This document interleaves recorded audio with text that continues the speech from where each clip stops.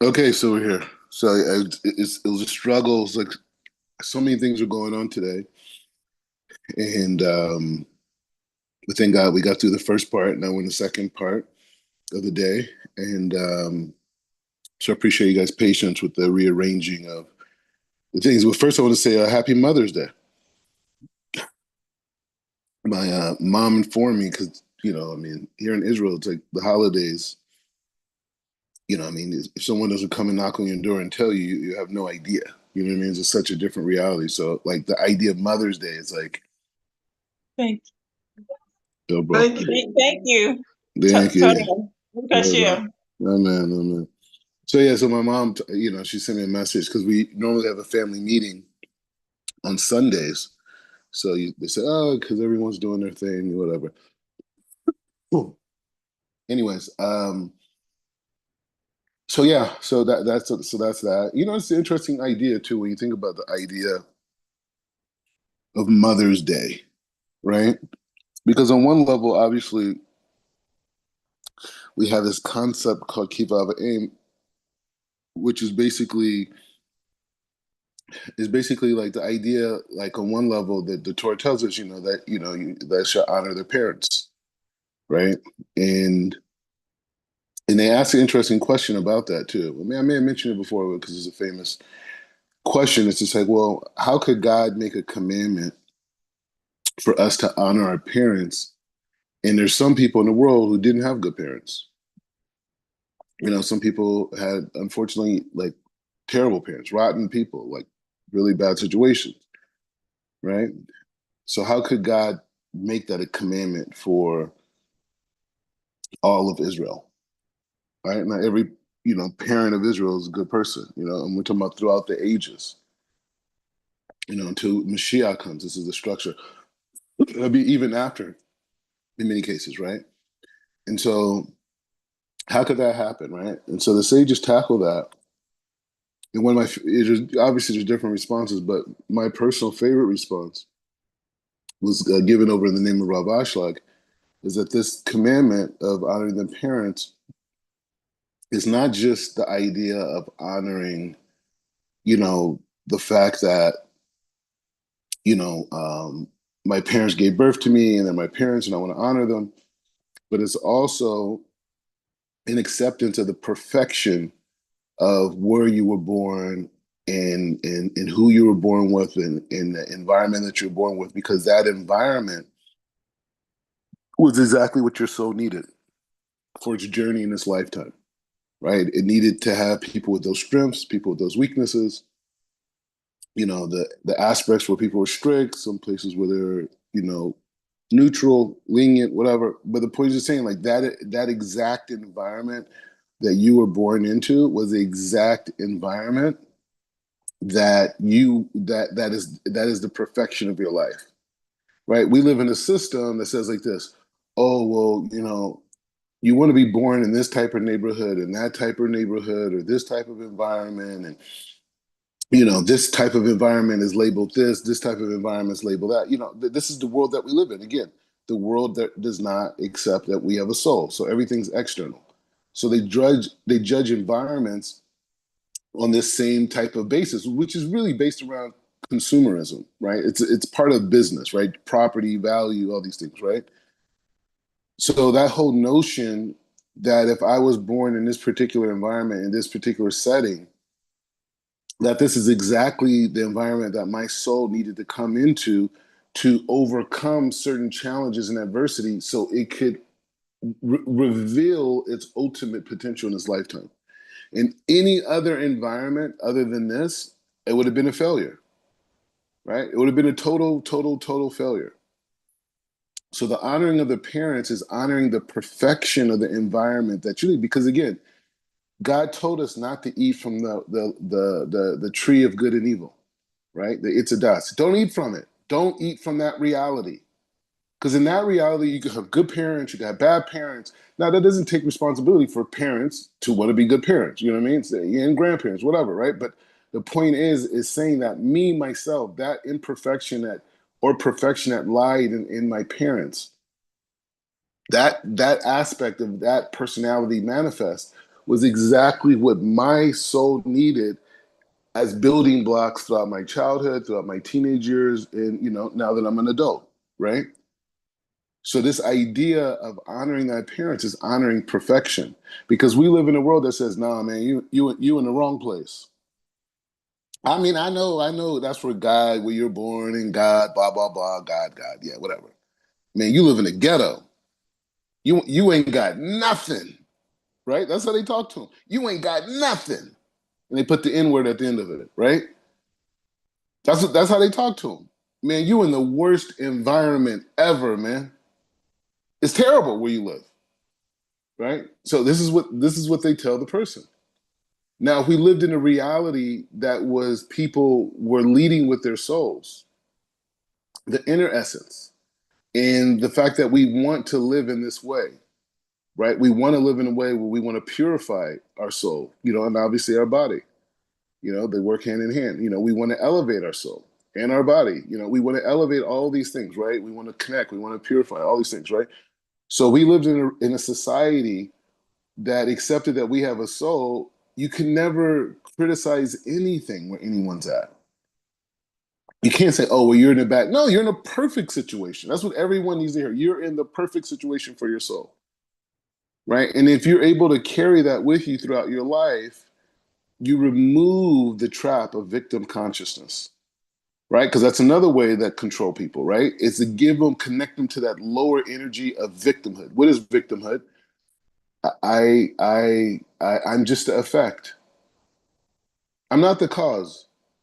I'm just the effect, right? I was just born into this. I was born into this community. I was born into this thing. I was born into these conditions. It just happened. Or if it's a cause, means I'm here because there's a purpose for me being here. I don't, this world couldn't live without me being in this part of the world dealing with this type of scenario, because that struggle is the same struggle Jacob had with his angels, right?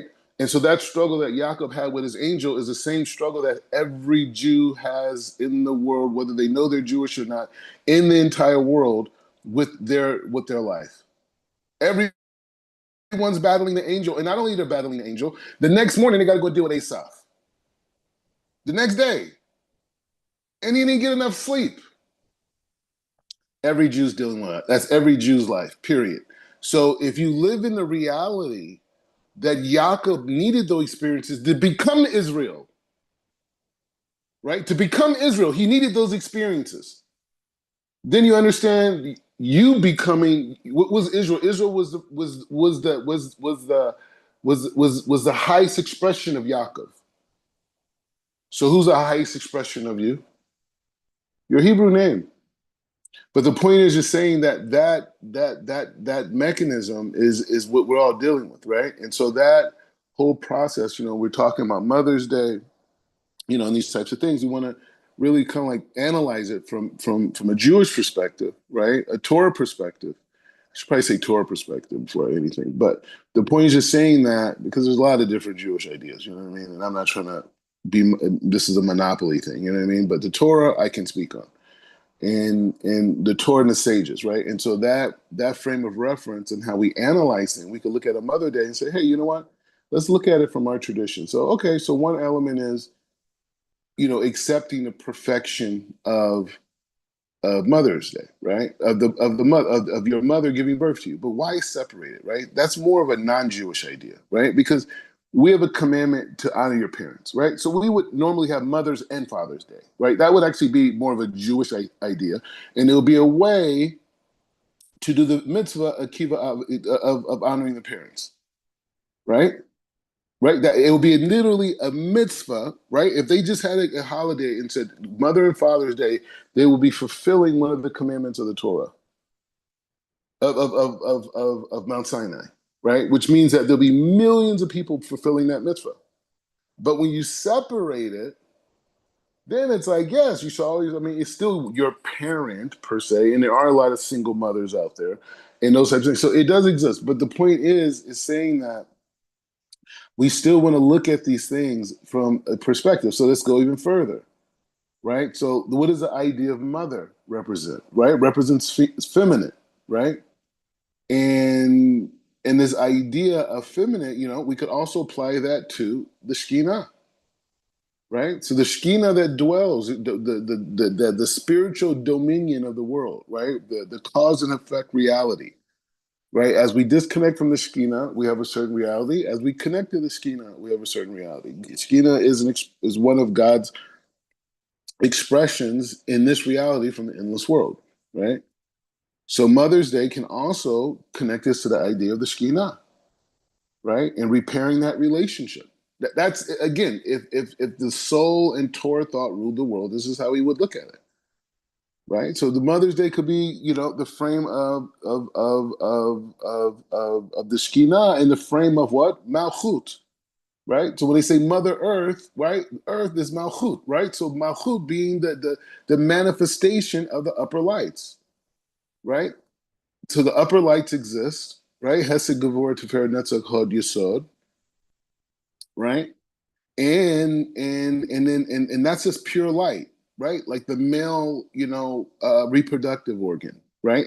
And you have Malchut, which is in the frame of receiving, right? In the female aspect, right? And so that dynamic, that unity creates life on any level, right? Light and vessel, right? Light and vessel. That's the relationship of everything. Light and vessel. There is a light, and then there's a vessel that receives it. This is the beginning of creation. This is male and female. Male and female are expressing the context of the creation of the world, right? God created these vessels. Why? Because He wanted to express His benevolence, right? So this is another way of seeing Mother's Day, right? And if we go further in the frame of Malchut, as it relates to this frame of mother, or the frame of manifestation, right? Then we would have to connect it to Yehuda, right? And then once we connect it to Yehuda, we're going to connect it to David Melech, because both of them represent the frame of Malchut. That lineage of Yehuda all represents the frame of Malchut, which is what Mashiach.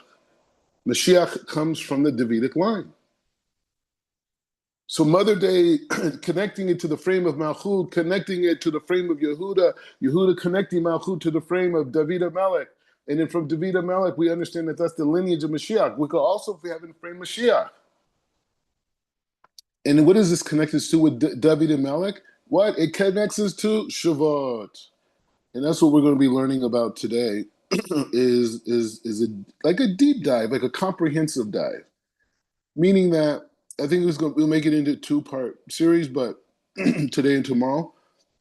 But tonight, for me, is what you call Pesach Sheni, right?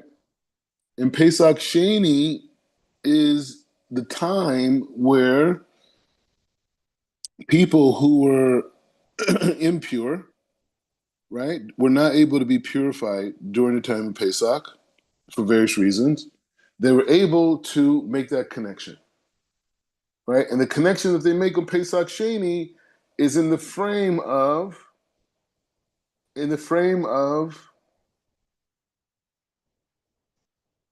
not the same elevation of Pesach in terms of the elevation of all things, but it's the aspect of being cleansed, right? Because that's a combination of elevation and cleansing are together. There's more of an elevation on the first Pesach, and there's a tremendous amount of cleansing on the second Pesach, right? Which is this frame of Pesach Sheni, is the second elevation. It's not the same elevation, but a very powerful level of cleansing, right? And so the question is, what do you do? So there's people have different traditions, Some people have pizza, they listen to music, because it's during the Omer, and some people listen to music during the Omer. Some people do learning like us, right? And and but the point is having consciousness. A lot of people have matzah.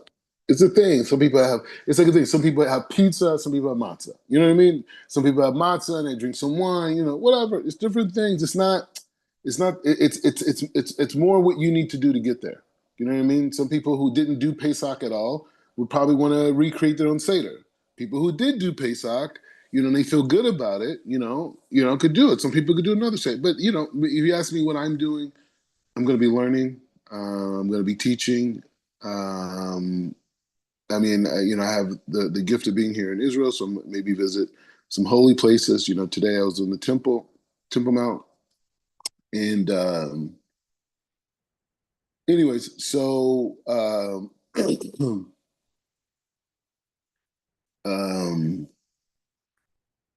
so that's that idea, right? Is to be able to look at the things that we're presented with in secular society and say, you know what is God teaching me? What could I learn from this idea? The person who created the idea of Mother's Day, as far as I know, was not thinking about the frame of Malchut, right? He wasn't necessarily thinking about David. He wasn't thinking about how Mother's Day and Shavuot are so close together, and and Shavuot, the 50th day is David Amelech's yard site, right? So his death anniversary is the night of Shavuot, right? Which is a whole thing, which is a whole big connection. The Megillah that we read for Shavuot is Ruth, which we're gonna talk about in a second. But the point is just saying all these things are there. So I'm saying that to say that this is part of a mental exercise is to look at all the things that we're presented with in life, in society, and say, well, how can I look at this from a Torah perspective? How can I look at this from a Kabbalistic perspective? What is God potentially teaching me from this context? Right? So we can look at the negative, right? Well, why don't they do mother and father today? Why this separation? Right? It's like you're setting people up for failure. You have a holiday where you fragment parents. Okay, fine. Maybe there's a reason behind it. Maybe I don't know. And then we could look at it from the flip side. Go ahead. Go ahead. You want to jump in? Yeah, I was gonna say, Chief Rabbi, I mean, I don't really know exactly if I necessarily like celebrate, Mother's Day, and how I should really like feel about it, because for many years, that's not something that I have, like participated in because of, what you said at the beginning. But at the same time, I do recognize, and I've grown to understand that for my my mothers, meaning my mother-in-law, my mother, and so forth, they still um look to those days, and as you're talking about honoring, um so that's something that I'm just trying to, just trying to work through for myself personally. And that's my own like personal, decision, because what you're saying is like it's fragmented. Like, it should be like the mother and the father day together, which is more of a would be more of a Jewish concept. And we've like literally like, just kind of struggled with that for so many years. Like, why are we so different? Like, why do we feel like this? Why, so just thank you for bringing out those points. And so, like I said, I'm still trying to process it, and maybe you can give just a little bit more um clarity as to what the community actually holds by. Well, I mean, the community itself, it's pretty like, they're cool. I mean, it is. I mean, obviously, there's different perspectives, right? I mean, there's people who in America specifically, they're like, hey, it's positive and it's not negative, and if somebody wants to do it, they could do it. Yeah, you honor it. Can you hear me? You hear me? Okay, same thing. Yeah, we can hear you. Okay. Yeah, yeah. There are people who say,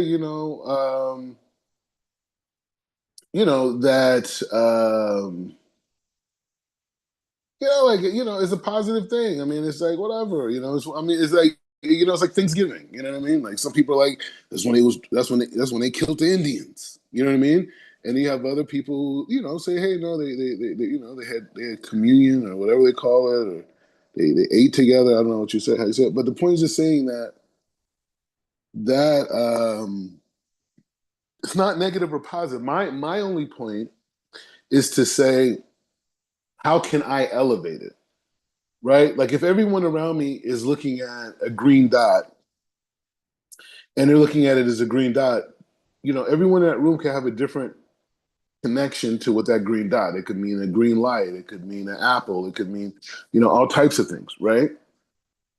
Happiness, colors trigger people in different ways. So it's just to say, for me as a Jew, how do I want to look at the things that exist in secular society? Can I look at the different themes that come up in life in the same way I can look at the different themes that come up in the Torah? If I could read something in the Torah and it's talking about very, you know, you know, that would be, um,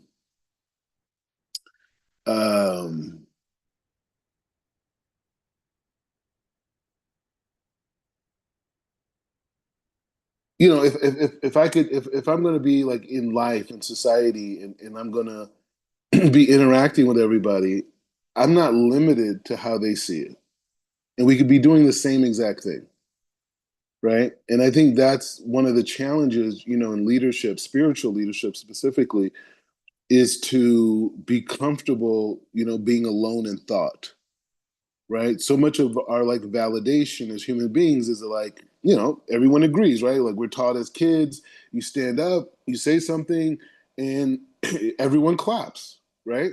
So therefore, you said something that everyone agrees with, and you were rewarded for it, and it felt good. So what happens if you stand up and no one claps? Is that still good?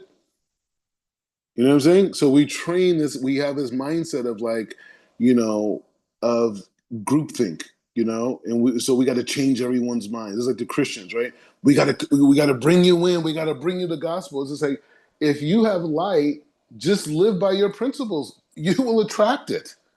Just the same way the guy who's driving the Bentley is driving down the street and he pulls up and everyone's looking at him. They're looking at him because they have the perception that that is a connection to light, right? But nevertheless, they're looking for the light. That's just how they've been indoctrinated to perceive the value. So, but once ask the guy who has a Bentley, what did it do for him? He's like nothing, right? So it's just saying that you know that thing. So yeah, so I think it's about elevating the things that we have experienced in life and being okay with it. That no other people see it differently. You know what I mean? And as long as it's not like some like idol worship stuff, it's like, hey, flow with it. People say Thanksgiving. Okay, hey, by them, they say Thanksgiving. They say Thanksgiving is this whole other thing. Okay, you know what? For me, I'm holding by Thanksgiving because Leia is the first person to really think God in a unique way. So you guys are holding by, this. I'm having a meal to celebrate the appreciation Leia had for the birth of Yehuda, right? So I'm holding there. Okay, you're holding someone else. You guys are thinking about pilgrims. I'm not in that reality. Sorry, I'm not. I can't. I can't participate. But either way, we can still enjoy at a level of sharing a meal together, having a positive conversation, exchanging good energy, and I'm out. But outside of that, I mean, it's like you're on your own on this journey. You know what I mean? It's like, I was doing this. I'm doing this like whole like interview series with this girl. She's like a popular podcaster. It's going big. It's going to go. It's going. It's already started. Like she already started promoting, but she has like a quarter of a million followers on subscribers on YouTube. So I took her to the Temple Mount. I took her to Simona Sadiq's gravesite. All these different amazing things, right? And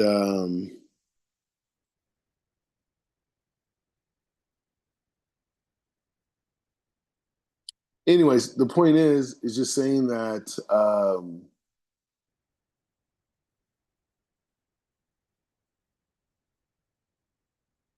don't know, I lost my point on that. But anyways, the point is just I'm doing this series with this girl, and we're going to these different different holy sites, And I had a whole point to it. I started thinking about the I started thinking about the footage right now. I just went into this zone. You know, you talk about something and you start you know my because I just like Virgo mind. You know, so it's just like one detail I could just go so deep into like analyzing it. Anyways, the point is God removed the thought from my head. Thank God. But anyways, the point is just saying that you know you have to as you go on. Go ahead. Go ahead. Um, will you give us a link? Is it already out? Is the videos already out? She Or started what? putting stories out. She started putting stories out. Hold on, hold on. Let me forward it to you real quick. I mean, I'm just saying she's not really so religious, but you know, she's a very very good person, and this project's going to reach you know hundreds of thousands of people, and so you know, so she just started putting up links. Hold on, here you go. You know, actually, we could. Hey, we could do even better. We could watch it together. You know, so, hold on, let me try see if I could bring it up. Yeah, hold on. Let me get it first. Yeah, you know, hey, life's exciting. You know, I got to do the dirty work out here. You know, but you know, what do you want? You know what I mean? Life's not easy, but we got to get through it. All right, so we're gonna look at it together, and we'll talk about that, I guess, right? Here we go. Okay, what are we holding it? Hold on. Okay. Can you guys see the screen? Yes, sir. Okay. All right, here we go. I mean, I'm just saying, this girl's off the hook, okay? But she's very famous. Hold on. מרכזית ירושלים. הורדה, תחנה אחרונה. נא ודאו שלא השארתם חפצים אישיים באוטו. Jerusalema ikayalami ilondoloze uhambe nami zungangishila Somewhere over the rainbow, way up high, and the dreams. Good morning. זה שובר לב של גבר שהבית ריק טודם טום טום אני בוחם לא בסתר שהבית ריק טודם טום טום. Hey, good morning. Can you tell me your story in 30 seconds? Yeah, so I was born in Springfield, Ohio. I grew up in Los Angeles. My parents were born Christian. They became Muslim. I was born into a Muslim family. I converted to Judaism in 2013. Came to Israel 2016. Became a rabbi 2020. Yeah. Thanks God. And actually I have a YouTube channel, so let me tag him here. The angels up in the clouds are jealous knowing we found something so Yeah, so the thing is, so what we're doing is basically a whole like YouTube series on different holy sites. I mean, she's been doing like random stuff like twerking videos, but she's been traveling around the world and has became known as like an international podcaster, right? But she does like really things. She goes a lot of places in Africa, different places, whatever. But it's kind of like more like journeying through life, adventuring type of a thing. And so we just like connected through social media because she was doing a whole series out in Nigeria, and I just wanted to kind of like talk to her and get her perspective. And then we just ended up talking about coming to the Temple Mount, and so she's doing a whole series. So this is on her story, and like just from today already, I have like close to like 100 new followers. You know, just on Instagram, people follow me or close to that. you got me kissing the ground when you sanctuary. Shadow me when you touch. Oh Lord. So this is her. I took her up to the Temple Mount, the whole thing. Like, but she had to go to the mikvah before. It's a whole thing. But so I took her up there, and so she was blown away. She was blown away um, by. She was blown away by the fact of how much liberties we have on the Temple Mount now. Before, you understand, like it was a whole situation where we could barely move. If we even gave the impression we were praying, you could get arrested, and now it's like full blown. So she's up there. She's actually bowing down on the Temple Mount. Like this is like huge. Like the other Jews don't even know this is even happening because they won't put it in the media. You know what I'm saying? Because it's a lot of politics behind it in terms of who controls the Temple Mount and perspective. But now, the head of security is a righteous man, Ben Gavir, and he's the head of security here in Israel. So he's really been advocating for equal rights for people on the Temple Mount.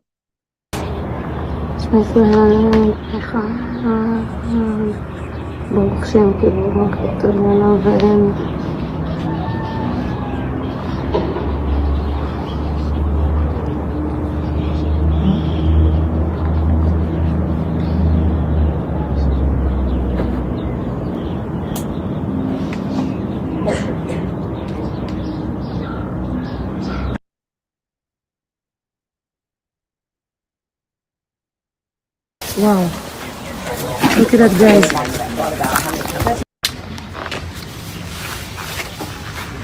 So one of the things is you see all these security, you see all these police around us, and she's making this point that like as Jews, if we go up to the Temple Mount and we pray openly, the Muslims start rioting. Like literally, they start going like if you Google violence on the Temple Mount, there's a long bloody history in this place that I'm at right now. You can see even like this city in this part right here is the most eastern part of the whole old city. This is where Jews would normally be praying at. On this side, the other side, the western wall, is where King Herod built this whole thing there. And so people go there on that perspective. But where the Jews would pray at is on this side, the eastern side.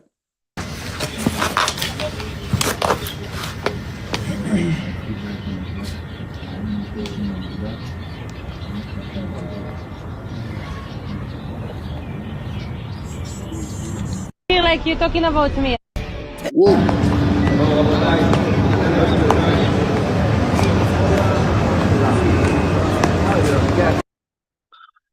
Yeah, as you can see, it's a little bit wild over there. It's wild over there. But either way, I really want to, reach a much broader market, like the whole world, in terms of holiness, and that's the focus. So I'm, going to partner with people, and I like her. You know what I mean? Like, even though like some of the like, we definitely have different understandings about like, how to express ourselves. But I'm cool with her, and it's definitely going to be backlash because, you know what I mean? Like she's very like. She's not like so, modest, whatever. But I like her, and I'm gonna keep working with her. And but it's gonna reach hundreds of thousands of people, if not millions.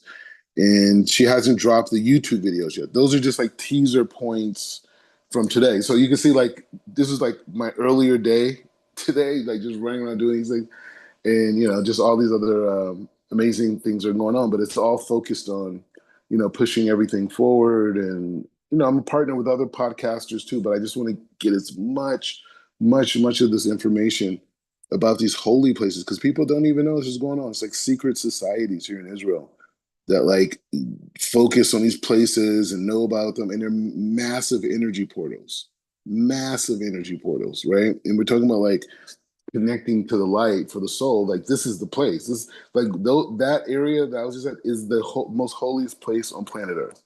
Period. You can't even go up there unless you go to the mikvah first. You know what I'm saying?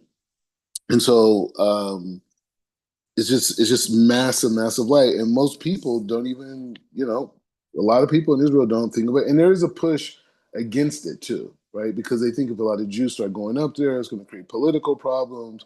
So, and then it's like there's certain parts there that we don't go on to because, it's the places, it's like certain places we don't want to walk on top of because it's where the Holy of Holies were. Where the Cohen would go in at the end of the year, and so, anyways, the point is just saying that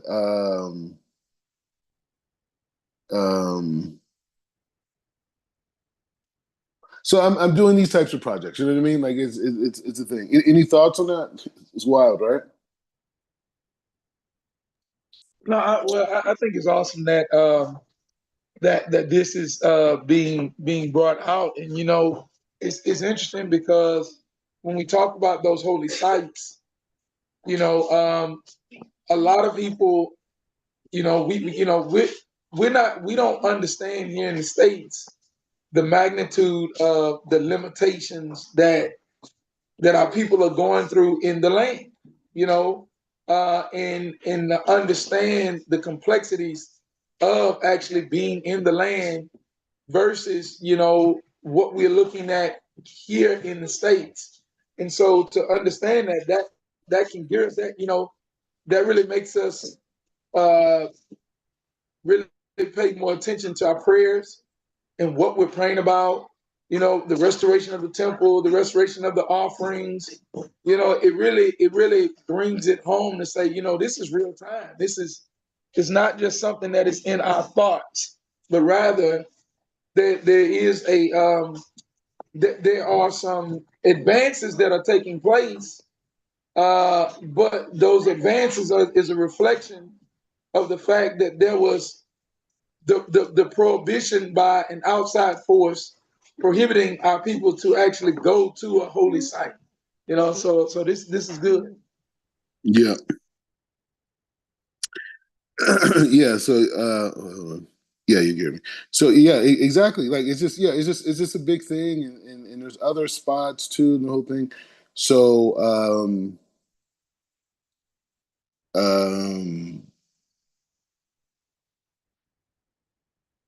it's just an interesting, just set of situations and whatever. But God put me in a situation, and I'm neutral enough, to be able to bring things out because I don't have like a political agenda. You know what I mean? It's not politics for me. What it's about is God's light. And if you have one group of people that say, "Hey, we conquered this area a long time ago," and so now, obviously a lot of things have changed in a lot of ways, but we want to say that no one else can come up here but us. That's like kind of crazy. You know what I mean? So it is what it is. So for me, it's a redemption issue. It's a geula issue. It's an exile issue. And at the end of the day, when Hamas attacked Israel on October 7th, the name of the attack was the Flood of El Oscar, right? And that place, that dome, is what they call El Oscar. That area is where the El Oscar Mosque is. It's not the dome itself, but it's in that, like, it's like 20 meters away. So when people, are talking about what's the battleground of all this is the Temple Mount. That's what all of this whole thing is about. It's not Jewish, this, whatever. They don't care. The Palestinians, 2 million Palestinians that live in proper Israel every day, live normal lives. Normal lives, right? Normal lives. And so what are the other people mad about? They see it as an occupation. Why? Because this is Muslim territory. And in their mind, there's no once it's Muslim territory, it's forever Muslim territory. So it doesn't matter who conquers what. The British came, took it from the Ottomans. They don't care. It's still ours. That's it. That's the mentality. It's nothing to do with legal rights or legal deeds or anything like that, right? And fine, that's their perspective. But the point is just saying that that's the battle here in Israel. It's not about Jewish and Muslim, right? Because Jews and Muslim work together every day. The people who are considered fanatics, the terrorists, what are they fighting for? They want complete control of the Temple Mount, and that's it. I may have told you a story before, but when my family came to visit me in 2019, my brother told me a story because we all were in the old city together, right? I told you about this. And then they wouldn't let me go up into the Muslim area, but they let my parents, right? I mean, they let my mom and my oldest brother who were here, right? So they let them in, right? And so they told me when they got, and my niece, and so they told me when they got, he told me when he got up to the top, he was like, why don't they let Jews come up here? This is what he was, because the Muslim people come up to him asking him for money. They do that. The people, they see tourists. So the guy says to my brother, he says, yeah. He says, if if the Jews were able to come up here, God may answer their prayers. That's what he said. If we let the Jews come up here, God may answer their prayers, which means we're out of business. So like that's what's going on here. When you see the other Muslim countries pushing back against Israel and the United States, they're pushing back because they want to maintain control over this specific area, right? This specific area, right, is what this specific area is where um, is what this whole battle's about. The whole conflict, the Middle East, this the whole thing. They want to maintain control in Jerusalem, and this is the pushback from the militant groups around the Middle East, and why they're all shooting rockets here. Like, what do they care for? You know, they're so unified, right? So, anyway, so yeah, it's a big conversation, and it's like the literally the shifting of energy around the whole world. So that's why, like, for me, like, it's just a massive power epicenter. You know what I'm saying? And it's just like you're just there and you're in it, and you're just like, okay, well, how do we, you know, what do we contribute to the situation? You know, how do we make it? So yeah, so we did this. So we did this. So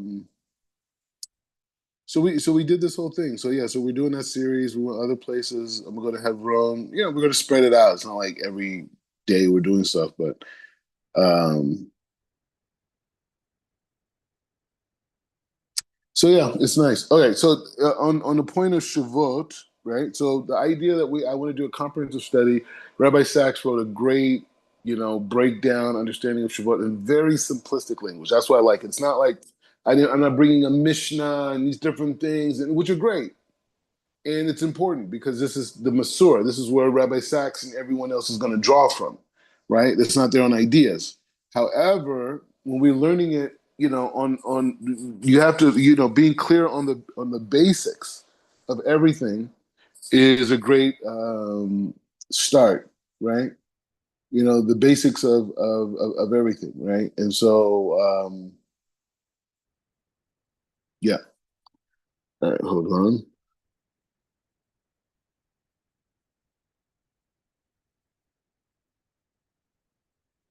And like I said, it'll be a two-part thing, but you know, we'll work through it. Okay, so he starts with Shavuot in a nutshell, right? This is what he starts with. So this is Chief Rabbi Lord Jonathan Sachs, and him explaining to us this very important idea of Shavuot, which is we're getting very close. It's Pesach Sheni tonight, and so we are elevating ourselves, you know, through the study. All right, so Shavuot is the second of three biblical pilgrim festivals, right, where people would travel to Jerusalem, right, falling on the 6th of Sivan and continuing to the 7th of Sivan in diaspora. So in Israel, we do one day Shavuot, in the diaspora, they do 2 days. And Rabbi Pinchas, Chief Rabbi Pinchas gave an interesting point on that one time in class. He says the reason, from his perspective and his teacher's perspective, the reason why there's 2 days, he said because the light first enters in Jerusalem, in Israel, and then it goes out to the rest of the world. So the people who are not in Jerusalem, you know, are connecting to that initial light that comes into the world, but also the light that comes directly their way. He says Shavuot celebrates the moment when the 50 days after the exodus of Egypt, the Jewish people stood at Mount Sinai for the giving of the Torah, and it was also celebrated the wheat harvest in Israel. So again, we're talking about seasons, right? When we were doing Purim, we were leaving this darkness and concealment, right? And I think that's a very important thing to add. Like just how we talked about Mother's Day, right? What are the lessons God is just teaching us in the seasons, right? As we understand it through the Hebrew calendar. So like we have the winter, right? For we have Hanukkah, right? To Purim, right? Even before then, but I'm saying the deep part of the winter, the cold part of the winter, right? And that's a time, and it's such a metaphor for life. That's a time where we as people can see no growth and no progression in life, but at the same time, God is growing everything underground. all the different things that we're going to need at the appropriate time are already about to start budding through the ground. But we can't see it because of the snow, because of the wet dirt, all these types of things. We can't see it, right?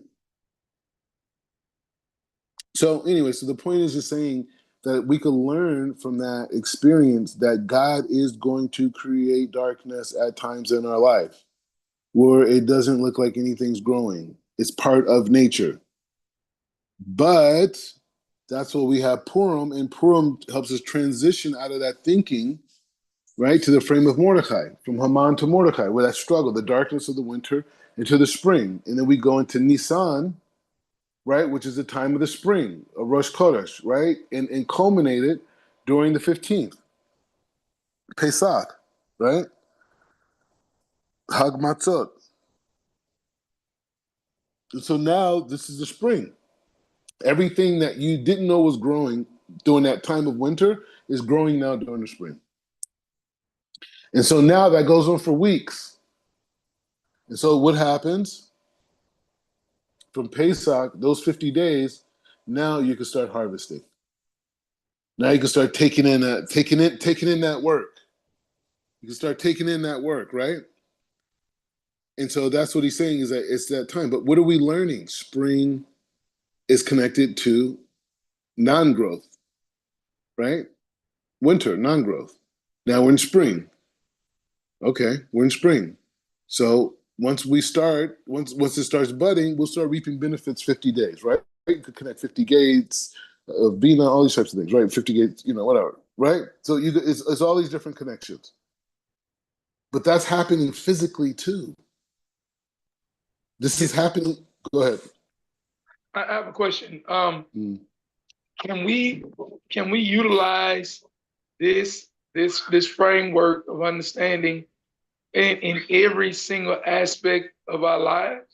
Like, even if, let's just say, starting a business, okay, or starting, something, that you're doing, a project that you're doing, how if we have the mindset that, what, in order for it to actually be fruitful, we have to use this framework. We can utilize this same model to express or to help grow what we're doing in everyday life, in all aspects of what we're trying to accomplish.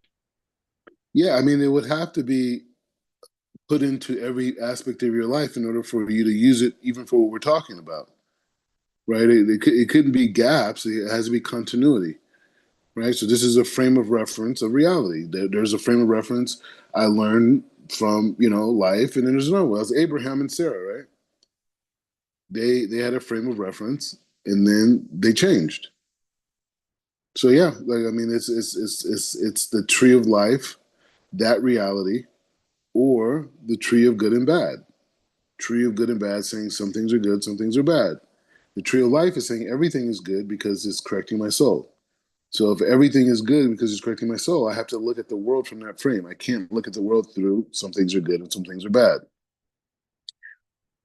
So yeah, so he says Shavuot means weeks, right? So these are important facts, right? So he's coming in with this point of the 50 days. First of all, we know that it's one of the three times we have Pesach, we have Shavuot, and then we have Yom Kippur. We have Shavuot. Sorry, Shavuot. Right? We have those three times, and so this is. He said this is the second, right? Right. First being Pesach. So that's one point that we learned. This thing it falls on the second of Sivan. In the diaspora, it's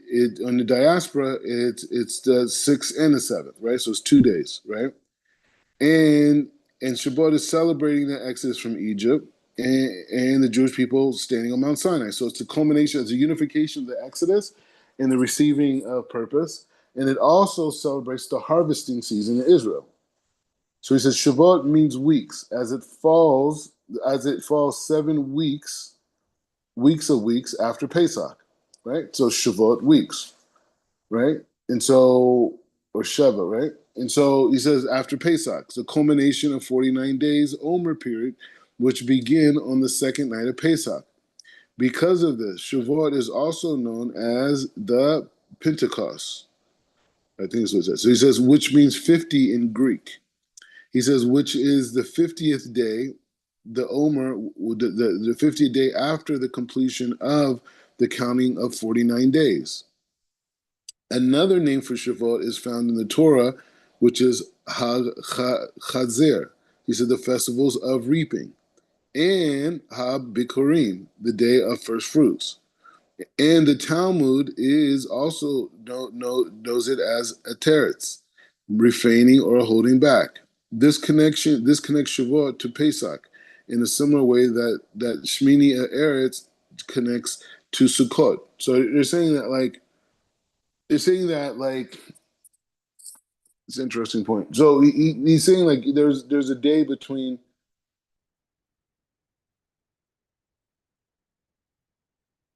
like, you have Simchat Torah, right? So this go over. He made a few points. I just want to go. So number one, Shavuot means what? Weeks, right? That's another point. It's the culmination of 49 days between Pesach and the receiving of the Torah. There's also another name for it called uh, Pentecost, right? Which is a Greek name, right? Which means 50, right? And because it's on the 50th day, the completing of the Omer. Another name is Hag Katzer, right? The festivals of reaping. Ha Bikurim, another name, the day of fruits. And he says the Talmud says, also known as Eteretz, refraining from holding back. He says we also refer to Shavuot in our prayers as Zeman Matan Torah, the time of the giving of the Torah. He says, while there are no rituals associated with Shavuot in the Torah, there are several beautiful and meaningful customs that have developed to help us celebrate Shavuot. These include Tikuni Leila Seder, Shavuot, sorry. He says staying up all night and learning. So that's one custom that people have, is to stay up all night. That's like a big thing here in Israel. And he says eating dairy food, right? So only having dairy. We're going to figure out why. And he says decorating the shul with flowers and greenery, and the reading of the Megillah Ruth. And so, it's interesting too. By me, this was the first holiday I ever participated with when I came to the Kabbalah Center. Like it just randomly, it turned out that was the first holiday. And it was just like, learning Torah all night was kind of like, it wasn't that crazy to me, because like in Islam, during Ramadan, they have a thing called the Night of Power, right? And I don't know like all the things around it, but I just remember it was a thing where you stay up all night and people read Quran. I mean, obviously we know what they're imitating now, but it wasn't that crazy of a concept for me just to like take in. But nevertheless, me being there was crazy, right? So that was the thing. So he says, all right, so we'll read a few points on this. So he says the Torah, our greatest gift. He says on the face of it, Shavuot is a brief festival with a few distinct practices, and at least as far as the Torah is concerned, no specific historical content. But Shavuot is the festival of the Jewish identity. Judaism is supremely a religion of the land. The whole Torah from Abraham to the death of Moses is a journey towards it. So he's making a very key point. He's saying the Torah itself is about relation to the land. And he's not saying Israel, he's saying the land. And he's saying the whole concept of Abraham to the death of Moshe was journeying towards this like spiritual land in this place. He says, and Shavuot was the supreme festival of the land.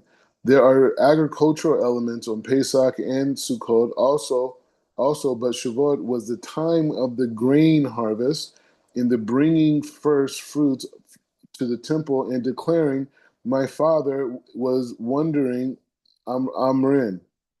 Was he wondering, and he says, and the Lord brought us out of Egypt, and he brought us to this place and gave us his land and flowing of the milk and honey. He's right. And he says, well, however, from the outset of Shavuot was the festival of the giving of the laws, seen as the culmination of the 7-week journey that began on Pesach. But Every nation had laws. And for much of the biblical era, other issues, politics, military, cultural, held center stage. The prophets tirelessly argued that without faithfulness to God and justice and compassion to their fellow human, Israel would eventually suffer the monumentous defeat, but all too few were listening. And the reforming of the king Cheskiyahu and Yeshayahu proved too little, too late. Only with the experience of the Babylon exile did people come and see the laws of the land was unlike that of any other nation, and not just because of its content, but because of who gave it. He says when and where. He says it was not given not it was given not all Mount Sion in Jerusalem, but on the Mount Sinai in the desert. He says the laws came before the land. That's a very important point, right? The laws came before the land, and the laws came before the land. Therefore, through they had lost the land, they still had the laws, right? So he's saying even though we lost Israel because of our behavior, even though we're all slowly coming back, that he's saying that still doesn't change the relationship with the Jew and the laws. He says they have lost the country and they still had the covenant. The laws of Israel was not like the laws of every nation, the decrees of the king or the edicts of a legislative assembly. It came from God himself, the infinite and eternal. Therefore, it could never be lost or nullified. This was the full significance of Shavuot. Begins to come clear. See, this was the full significance of Shavuot. It starts to become clear. The real miracle was not the land, but the laws that preceded the land. Ezra and Nehemiah understood this after Babylon exile, and as did Rabbi Yonatan ben Zakkai. In the midst of the rebellion against the Romans, without them, it is highly doubtful whether Jews or Judaism would survive. He says, for the better part of 2,000 years, Jews lost their land, and once again, as it was for the exile in Babylon, it was a Torah that sustained the people as a people, giving them the assurance that one day they would return. For in truth, this always was our gifted greatest gift, the Torah, our constitution of liberties under the sovereignty of God, our marriage contract with the heavens itself, written in letters of black fire on white fire, joining infinitely of God and the finitude of humankind, in an unbreakable bond of laws and love, and the scroll Jews carried whenever they went, and that carried them. This is the Torah, the voice of the heavens, and it is heard on the earth, and the words that light the world. Okay. So he asks a question, he has a reflection point. How did the Jews help the survival of, how did the Torah help the survival of the Jewish people after they were exiled from the land? All right, we can reflect on that point. Any thoughts? Reflections? I that last reflection there. This is something that I think that we've talked about before, and you know, when we go back and we trace Jewish history, okay, whether it's European Jewry, whether it's dealing with African Jewry or Malaysian Jewry, one thing that is very consistent is the fact that all groups, wherever they are, Israelites, wherever they have a mindset that they have a covenant. Now, to the extent of knowing all of that covenant, or knowing all of the standards, and knowing all of what it entails, it does differ. Some know more than others. However, the fact that the people understand that we are people, that who we are, our identity, our ethnicity, everything about us is connected to a covenant. And that covenant is to our God. And from that aspect alone keeps you set apart from many of the cultures and the nations that we were scattered to across the globe. Being just that fact of a God, of the monotheistic mindset, kept us separated as well, because there are some customs and traditions that were carried around, but I believe it's the basis of that Torah, that of the covenant that all groups have in common. And there's even a prophecy in, I believe it's in Deuteronomy chapter 28, where it says that my word will always be in your heart, and it will be in your mouth. And so it will never depart from you, right? And so wherever Jews went and wherever they were scattered in the world, whether they had a written document that they could actually tangibly read or carry with them, they carried the Torah in their hearts. It grew. The Torah was being carried. The covenant was carried all over the world. You know, I was reading earlier about the Limba during the time of apartheid in South Africa. You know, and it's very interesting because during the time of apartheid, the Limba in Zimbabwe, they were actually going through they had two oppressors. They were being oppressed by the ANC, and they were being oppressed by the local tribes that were around them, because the simple fact was because they identified as being Jews. And I think that that's significant. And, you know, so that's my reflection on that.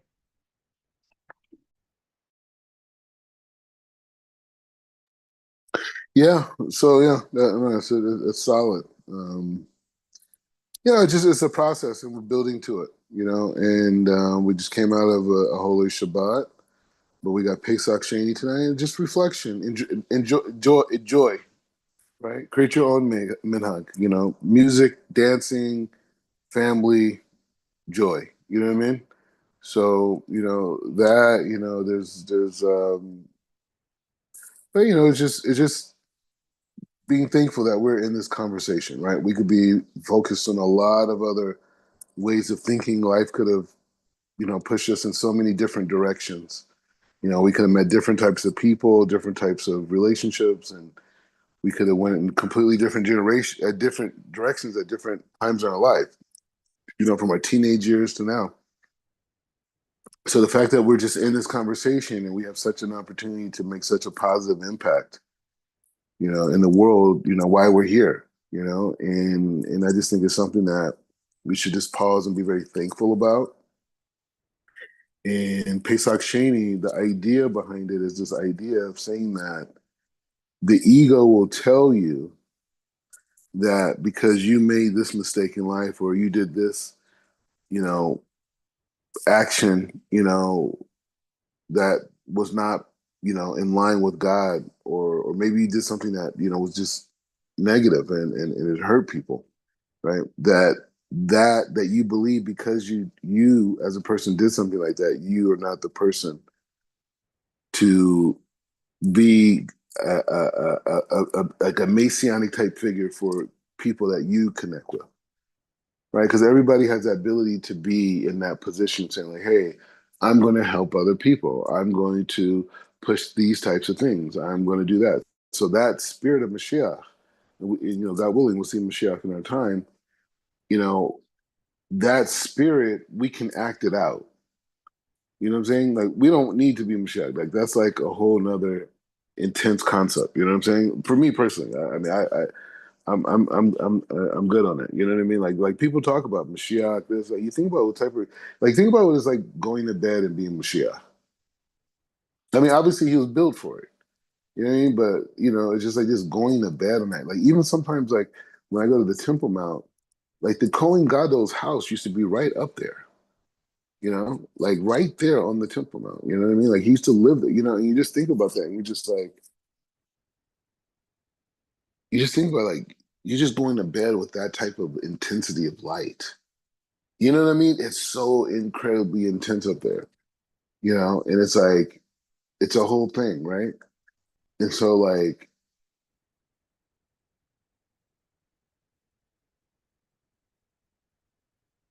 it's just a very intense thing, and so like when you think about it, you just think about that level of life, right? That level of connection and energy, connection, life. And it's just like so much of our focus has been like consumerism and surviving in that reality and judging it. And it's like a whole nother way of living. It's a whole nother way of connecting to sustenance and to meaning and purpose and all nothing in the universities. Everything, the whole thing is creating workers that want to consume. And they judge their life experience on how much they consumed, how it was received by others, and that's it. You're a nobleman or you're terrorist, right? Those two extremes. You're in between there somewhere, right? So, anyways, the point is just saying like it's not. Again, these are all like manifestations in our own consciousness as well, too, right? So it's not putting the responsibility on everything, but I could kind of like at least be intelligent enough to say like, hey, you know what? There's certain doors that I'm not going to walk in, right? And so that's also goes inside the mind, right? So there's thoughts that even come to me, I'm saying even come, but I'm saying some thoughts that I have sometimes, and I'm just like, you know what? That's from the Satan. Why am I even thinking about that? Why is that even on my mind right now? Right? This something happened maybe several years ago. And I'm thinking about getting upset about it. You know what I mean? Like, man, I can't believe. You know what I mean? Like, bro. So it's like sometimes, you know, the Satan with that energy force will bring thoughts to us, and it's just like you have to just pause and just be like, wait, this doesn't even matter. So why am I even thinking about it? That is Satan. That is Satan right there. Once you are able to make that separation between what you're going to do and what you're thinking, and those thoughts that come into your head, and you're able to pause that thought and say, hey, is this thought coming from the source of light, or is this thought coming from the source of darkness? I'm not saying it's always clear, but the pausing usually is a mechanism to figure it out. Because the pausing is a restriction, right? And so it's like it's so important to activate this technique of you have a thought, you have a feeling, you have an emotion. Pause and ask myself, is this thought, feeling, and emotion coming from the dark side or coming from the light? Because both are there within me, right? We established that there's an aspect of us that we could feed the darkness, we could feed the light. That also goes in our thinking process. So spiritually developed people, their struggle is not in action, their struggle is in thought. We're not waiting to see if we made the right action. We want to understand from the beginning, what is this thought a kosher thought, or is it a non-kosher thought? And I'm talking about this in terms of what we're thinking about life, how we're perceiving things, thoughts, thinking process. We could get so in our own head, right? So we have to say, because I've been catching myself, I'm like, wait, this thought is straight from the Satan, right? And so why am I even thinking about that? Why is that even on my mind? What benefit do I have? And what's drawing me to that thought? That it's like a magnet. It just comes to you. But the stronger you get on it, the less power it has, and the Satan will find a new way to get you. I mean, he doesn't stop. But I'm saying, but at least elevating past levels, there's this idea of elevating two levels, where there's you can elevate to levels where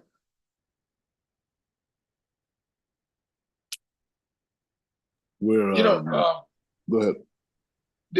so like, um, based on what you're talking about right now, like just kind of using as an example, let's talk about like Mother's Day, for example. Okay. So if the person is saying, you know, no, we don't celebrate Mother's Day. Okay. And a person just says to himself, "Hey, I'm not going to serve mother. I'm not gonna celebrate Mother's Day." Okay, this is just an example. And you before you verbalize that, before you make that firm decision to do that, you pause and then you think about, say, well, you know what? How will my mother, if I don't call her up or send her some flowers or something like that, will she feel dishonored? How about my wife? Will my wife feel neglected on that day? For the children, am I blocking them from keeping a good mitzvot?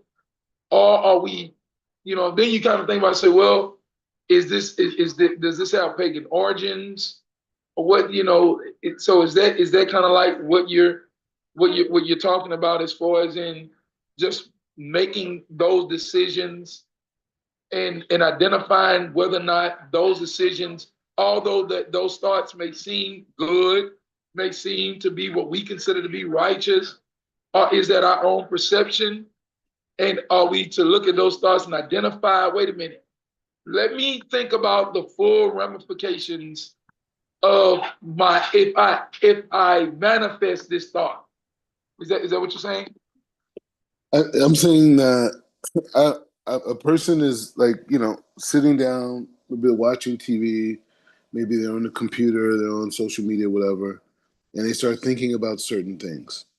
And some of the things that they're thinking about are not positive, right? It could be something, when I say not positive, something that brings your energy down, right? It could be anything, right? It could be something that makes you, a thought that comes to you about someone you cared about or whatever, that is making you sad right now.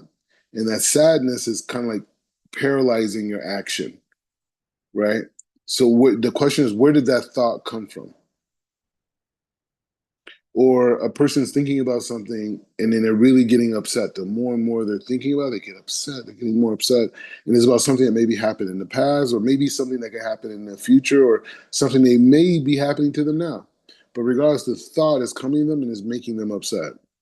So this says, if this thought is making me upset, and it could even be true, where's it coming from? Right? Where's this thought coming from? Anything that upsets me, anything that makes me sad, anything that comes into my life, I got to say, what energy is this thought coming from? Right? And then of course, once you do that, the action also speaks for itself, right? So if I have a thought and this thought is making me sad, and the sadness is making me not want to leave the house or not talk to people, or I'm upset with certain people because of it, then I could look at it and say, hey, you know what? You know what? The thought itself was coming from a place of darkness, right? You Because know, it's go ahead. not to interrupt, but Mhm. it's interesting because, okay, so I just want to make sure I'm following you.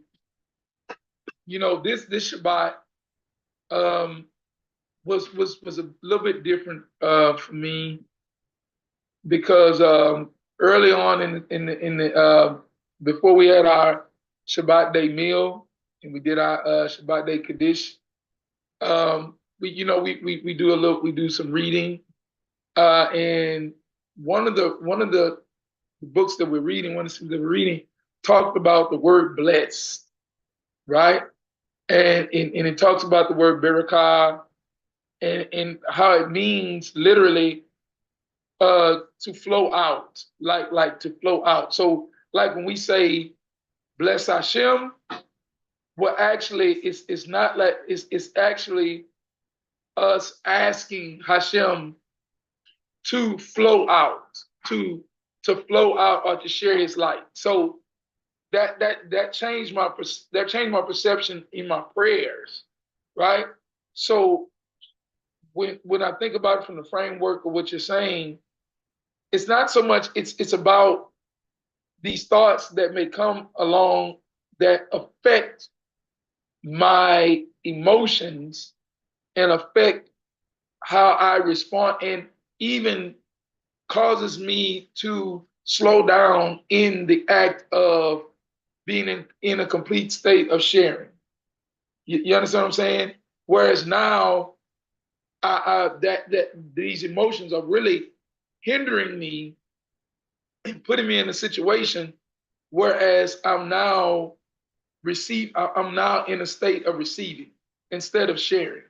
Because if I'm feeling angry, or I'm getting upset, I'm dealing with my ego. I'm dealing with my ego rather than the aspect of looking at something and saying, or looking at getting some information and then trying to figure out a way. Oh, how can is there because this has come before me? Is there something I can do to help this or to encourage this? From a sharing standpoint, but rather it's upsetting me, so it's causing me to withdraw. Is that what we're talking about?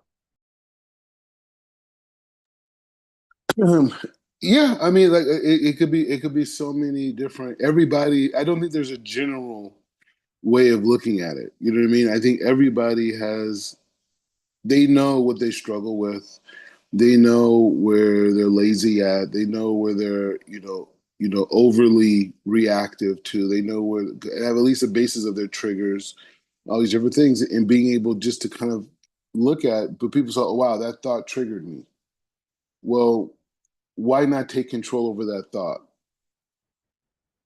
Don't make the person who said it the issue the thought, right? Because no thought should have the power over you, right? To trigger you, to change your disposition, to change your behavior, right? No foreign entity, that's the nakash, right? Nothing outside you should be able to do that. So what I'm saying is taking the power over our thinking and saying there's a thinking of the tree of life, which is everything is here to correct my soul, and then there's a thinking of good and bad, right? So anything that comes to me, I'm gonna have to look for the good. Like a lot of people are already, going after this girl that I'm working with, right? This, blah blah, this whole thing, right? And the thing is, like, you guys are looking at that, but number one, I'm at an era in my life where I'm focusing on people's souls, right? I'm not into this external stuff because people have different educations, people have different experiences, how they different, whole things, right? So that's where I'm at. That's number one. But number two is to say that, number two is to say that um,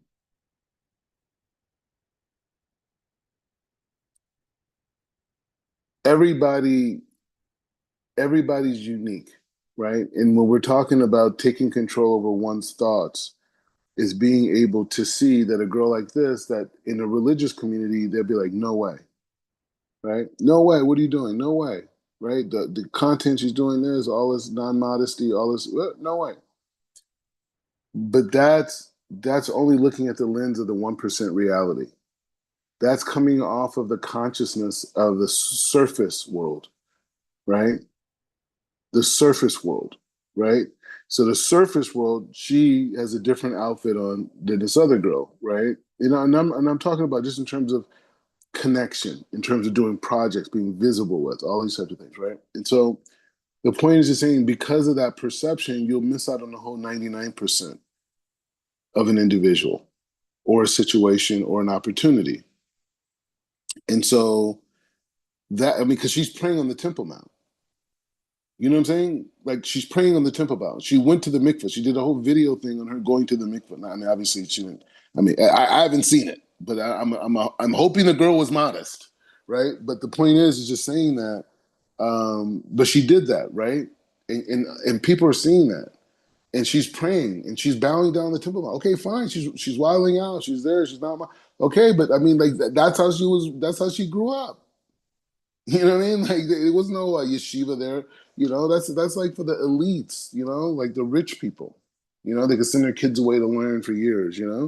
So it's just saying that you could miss out on amazing people, and that's one of the things that I had to really grow a lot here in Israel was like, because I was in the religious Haredi, what they call Haredi community. And hey, if you're not religious, they doubt you're Jewish at all. They're like, hey man, they ain't Jewish, man. You know what I mean? Like that's how they think. Like if you're not religious, they question if you're Jewish at all, period, and they don't consider you Jewish. You know what I mean? Like it means if a person was about tshuva, they accept that. But until you get to that point, they do not consider a lot of people Jewish, unfortunately. Chabad is famous because they do so much outreach because no one else is doing it. I mean, you have new organizations, but I'm saying the Lubavitch Rebbe was one of the first multifaceted institutions. I mean, there always been people doing kiruv and outreach on a small level, but the Lubavitch Rebbe made that a big thing in America. And this whole idea of Chabad houses and all these things, it's like endless. And so, and so, it's endless, right? And so, um,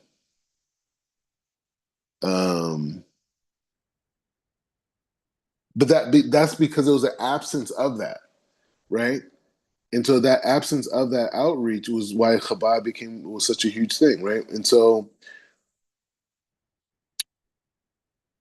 like I said, like the thinking process is where the battle is at, right? And the more that we learn, and you have in mind that you want to strengthen your mind, strengthen your makshava, to say that I have the process to think,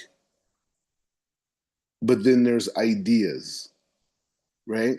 My thinking process is happening all the time, but it's filtering ideas, right? And these ideas are triggered by emotions, environments, all types of genetics, whatever, right?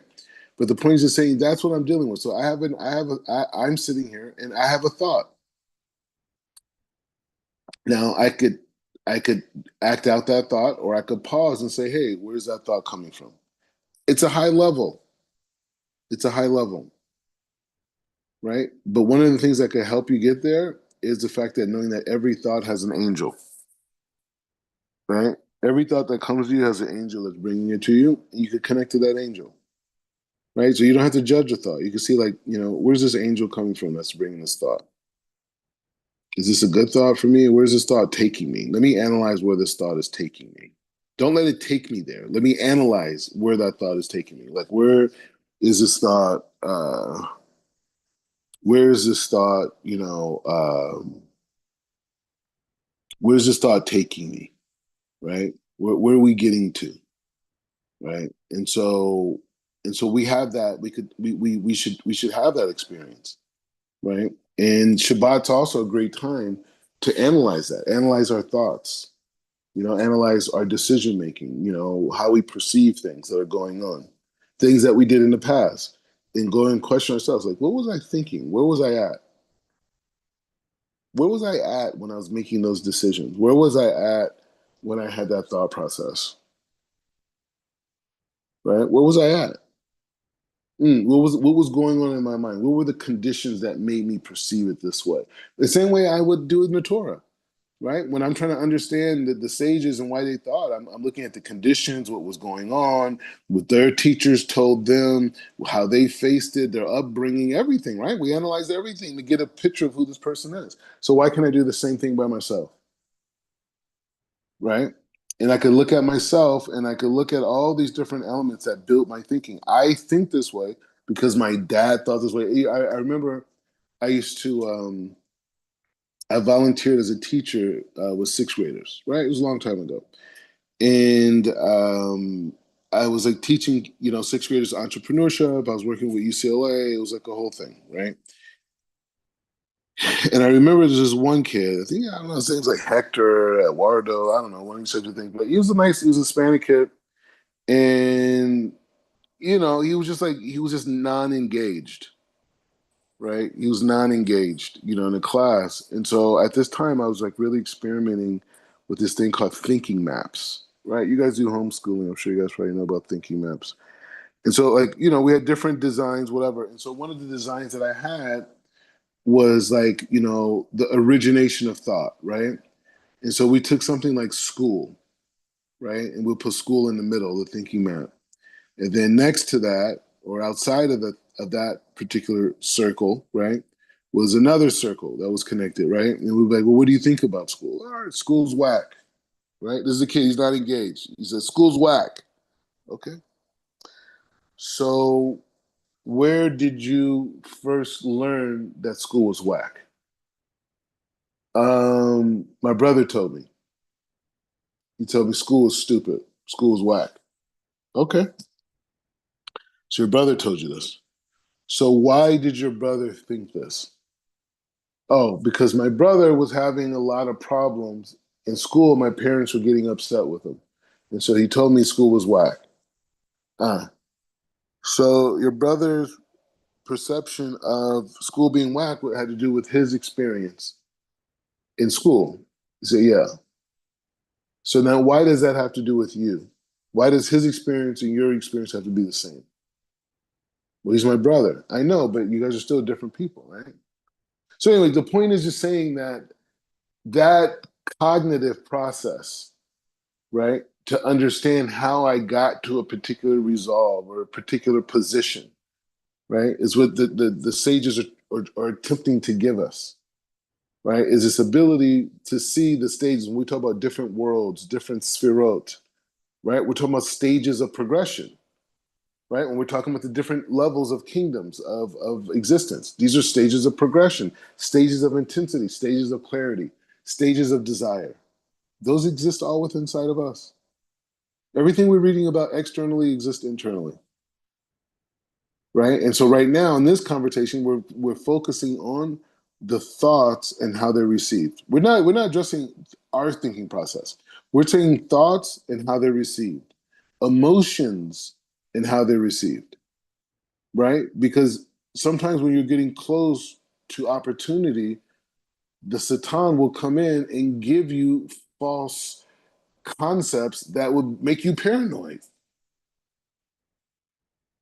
Right? You start self-sabotaging yourself. You start doing things that everybody, hey, you start calling people, why do you do that? Why do you do like, hey man, what you talking about? You know what you did. But I didn't do anything, man. What are you talking about? So the point is just saying that level, I mean, we've seen people like this. You know what I'm saying? And maybe we acted these moments out in our life at some point. But the point is saying that if we don't have a way to analyze our thoughts and to analyze, our positions in life, right? If we don't have that ability to do that, then we're just kind of like in an animalistic state, right? Where we just have a thought and we just respond to it. There's no, I mean, why can't I go online and figure out how to trap, animals and insects? You know what I mean? Like you can just go online, you'll think at some point the animals will come together and be like, hey man, we gotta do something different, they got us. But they don't have that ability because that aspect of that intellectual progression does not exist by them. So thinking in this way is like the gift of being a human being, right? To be able to say that, like, or say if I'm looking at something, right? I'm looking at television, I'm listening to something. What is this? How is this affecting me? I'm pure. I'm pure. Every moment of the day I say thank you, Hashem, I become pure.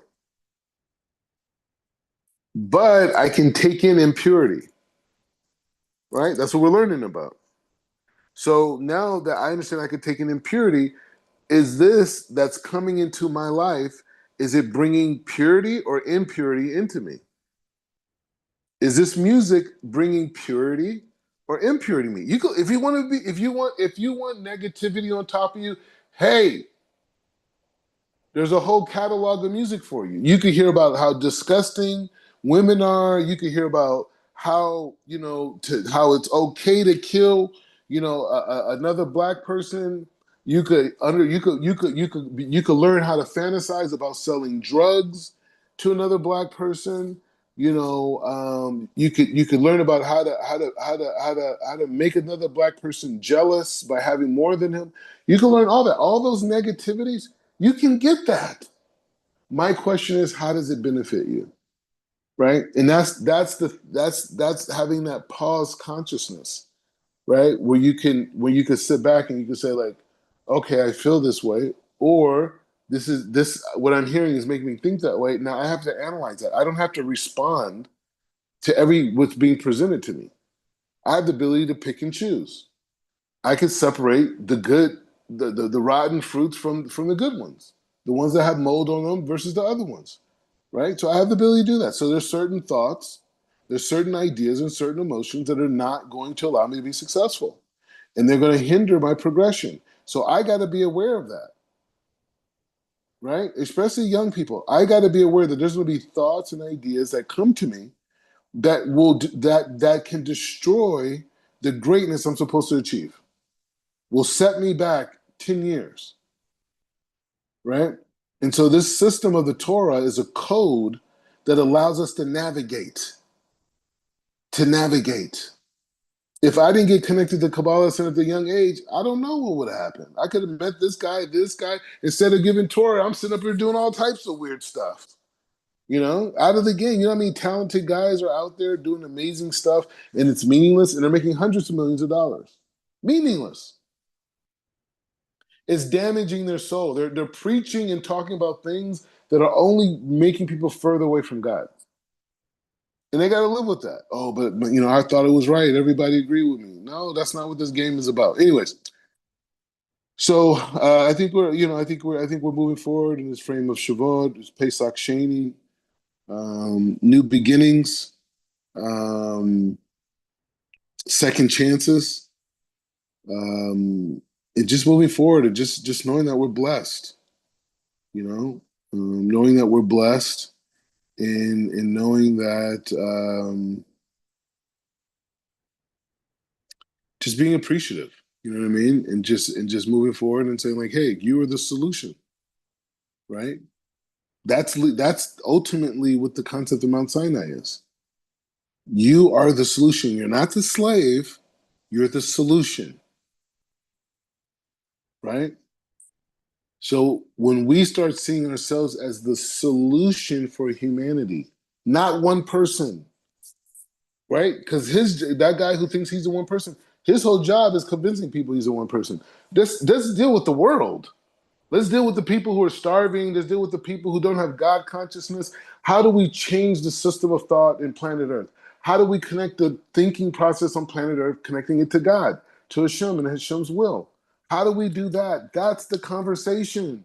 I'm not concerned about Ashkenaz Sephardic and who's this and whose kippah is like this and who's this and who's learning this way, and is it Breslov? Is it Hasidus? Is it Litvak? What's going? What's happening? I don't have time for that. People are suffering, and there's no light in that argument.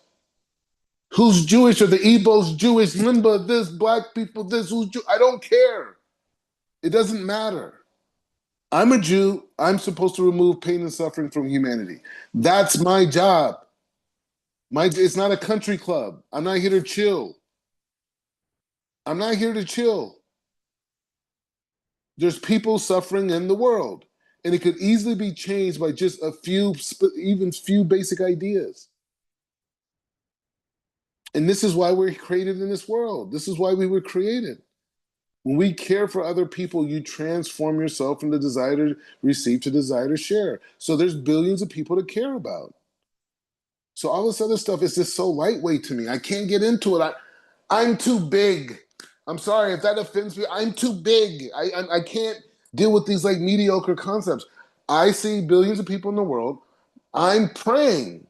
I am purifying myself to develop the resources and connect the righteous tools that exist on planet Earth that God created to fix these things. That's where I'm at. You guys debate. You guys go over there and debate and talk about who's this and who's what. I don't got to tell you. You can't tell me what my relationship with God is. Like me even giving you that power is idol worship. You know what I'm saying? So it's like you can't talk to me about who I am. I can't talk to you about who you are. People are suffering. Are you in that modality? Are you working towards that or not? Right? Because in this generation, that's how you connect to God. This is the empathy. This is the empathy. The empathy is like, are you connected to God? If you're connected to God, okay? If you're connected to God, um, go out and do the work. Build your situation, build your organization. Go out, create students, build people out, do it, rectify this. Not from a place of control, but from a place of sharing. I don't care, I don't want from you. Whatever money, whatever billions exist, hundreds of millions, what can it do for me? What, you buy a house, a really big house? I grew up in that. What does that matter? What does it do for you? What does the big house do for you? Let me know. I never experienced it. Not only that, none of my neighbors, I never saw them experience anything from it either. It's just more space. Now, maybe you could say some people need that, different personalities. They're more creative with more space. Okay, fine, but that's a separate point. Cars, clothes, this, what does it do? I know we watch it on TV all the time, nonstop. But what does it do? What did he do for Puffy? Why is he doing weird stuff? He has all that money. Why you got to be weird? Why are you doing that? Right? You got everything to be straight, to live a wholesome life. It seems like the guy who doesn't have so much, it's easy for him to live that way. The guy who gets all his money, look what he's doing. What are you doing? What's this weird stuff? This. I don't want to talk about the stuff they're saying the guy did. What are you doing? I'm on the Temple Mount. What are you doing, bro? What are you doing? Please tell me. Tell me about your Bentley. Tell me about it, please. I mean, what is it? I'm in Jerusalem. I'm praying. I'm learning. I'm teaching Torah. What is that? Driving a car? Are you kidding me? Someone else looking at me and saying, "Wow, I'm living for that. I'm living for that." It's like, are you kidding me? Like, I'm going to spend my life to live for that, for someone to see me drive a car and say, "Wow." Like that's the extent of my this soul that has the ability to touch the highest galaxies on planet Earth and rearrange planets and destinies through my speech.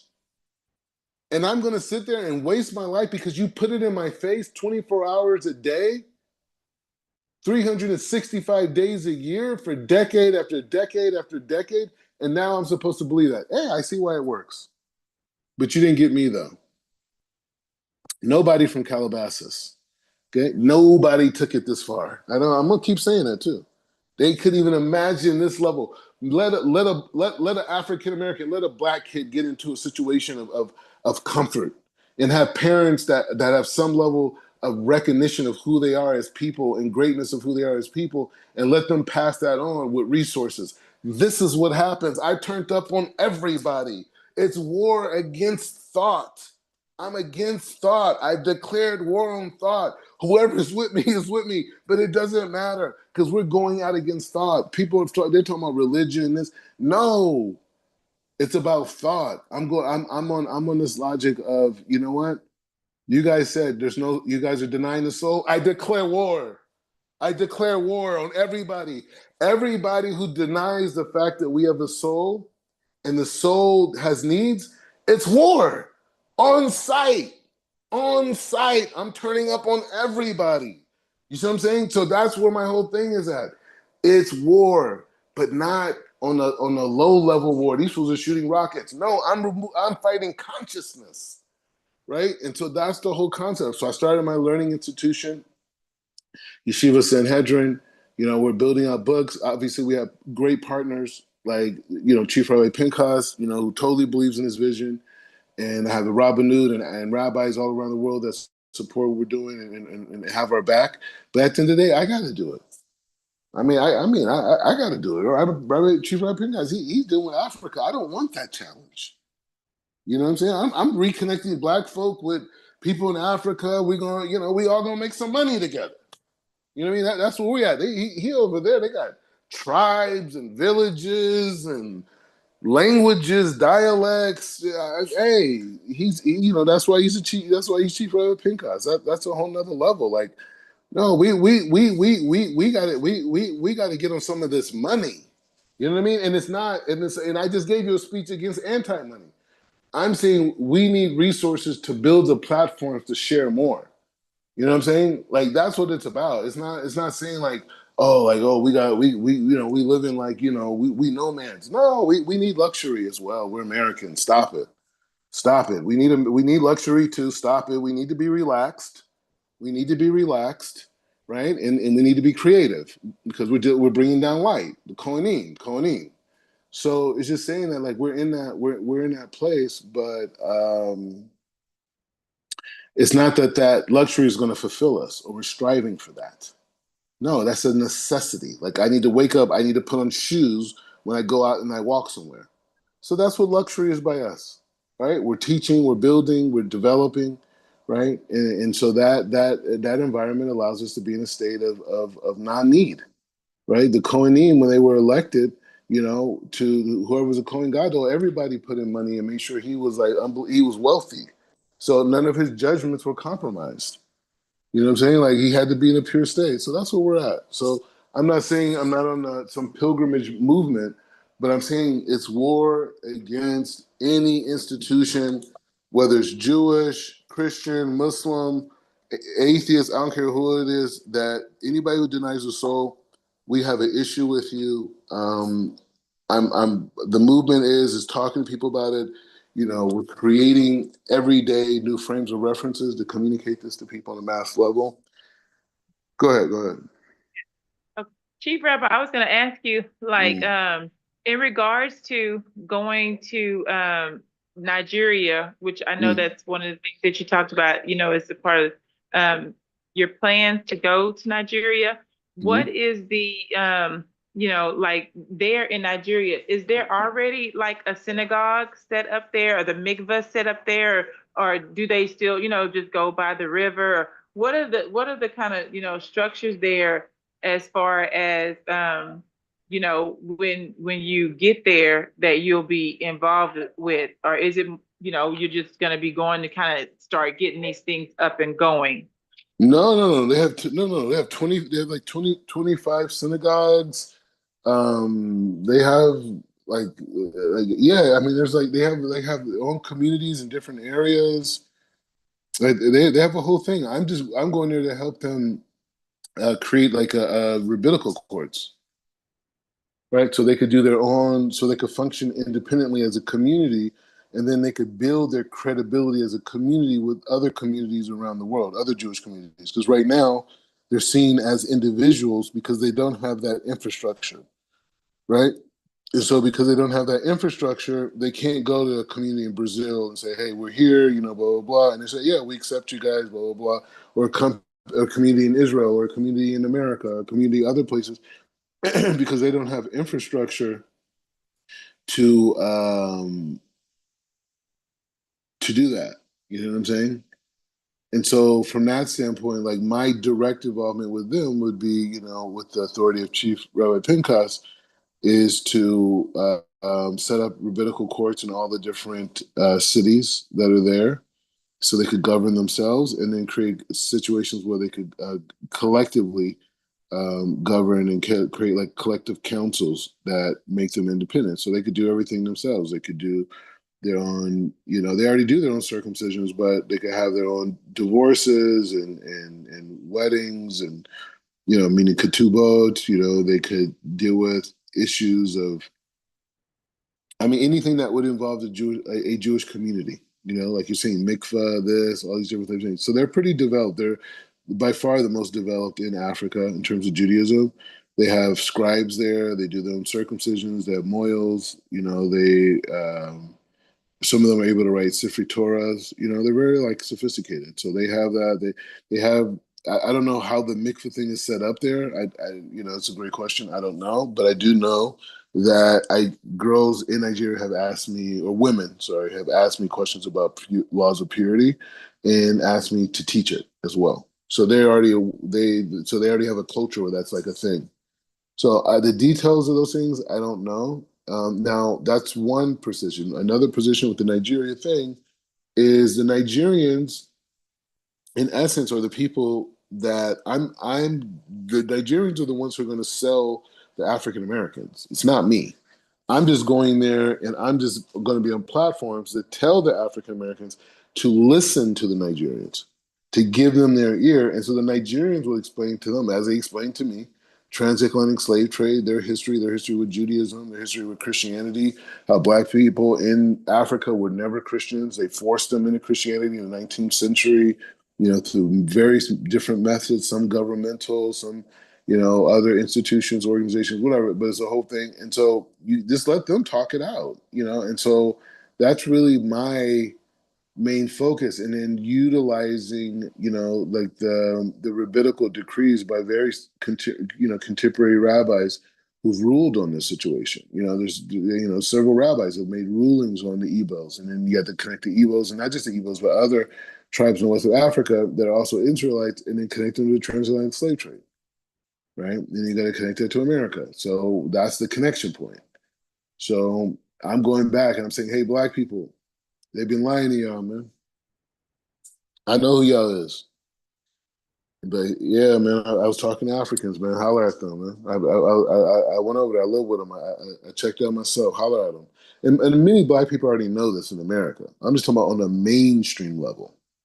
Right? A lot of black people know the connections of Igbos and Israelites and all that stuff. They're just not Jewish, and they're not in those conversations. You know what I mean? So like they know it on a historical level, and you can find writings and this, whatever, but it's not a mainstream concept.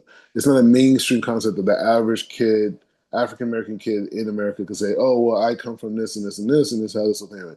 That's the process. That's the main focus. Right? It's not like getting a bunch of black people and doing like the FOI or whatever they call themselves.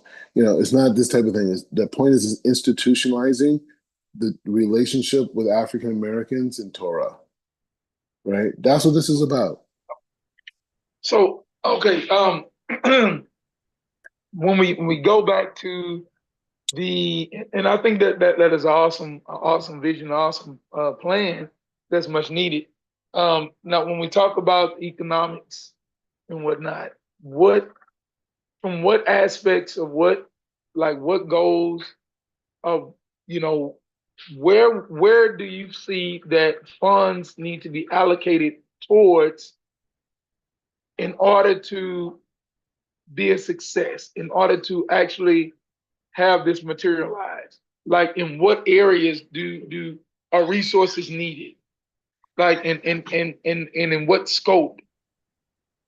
Yeah, on a macro scope, the dynamic now is education. So it's about educational materials, content, these types of things, and turning this into a mainstream dialogue. Like, hence what I just showed you guys by this girl who's a big podcaster who I have a lot of respect for.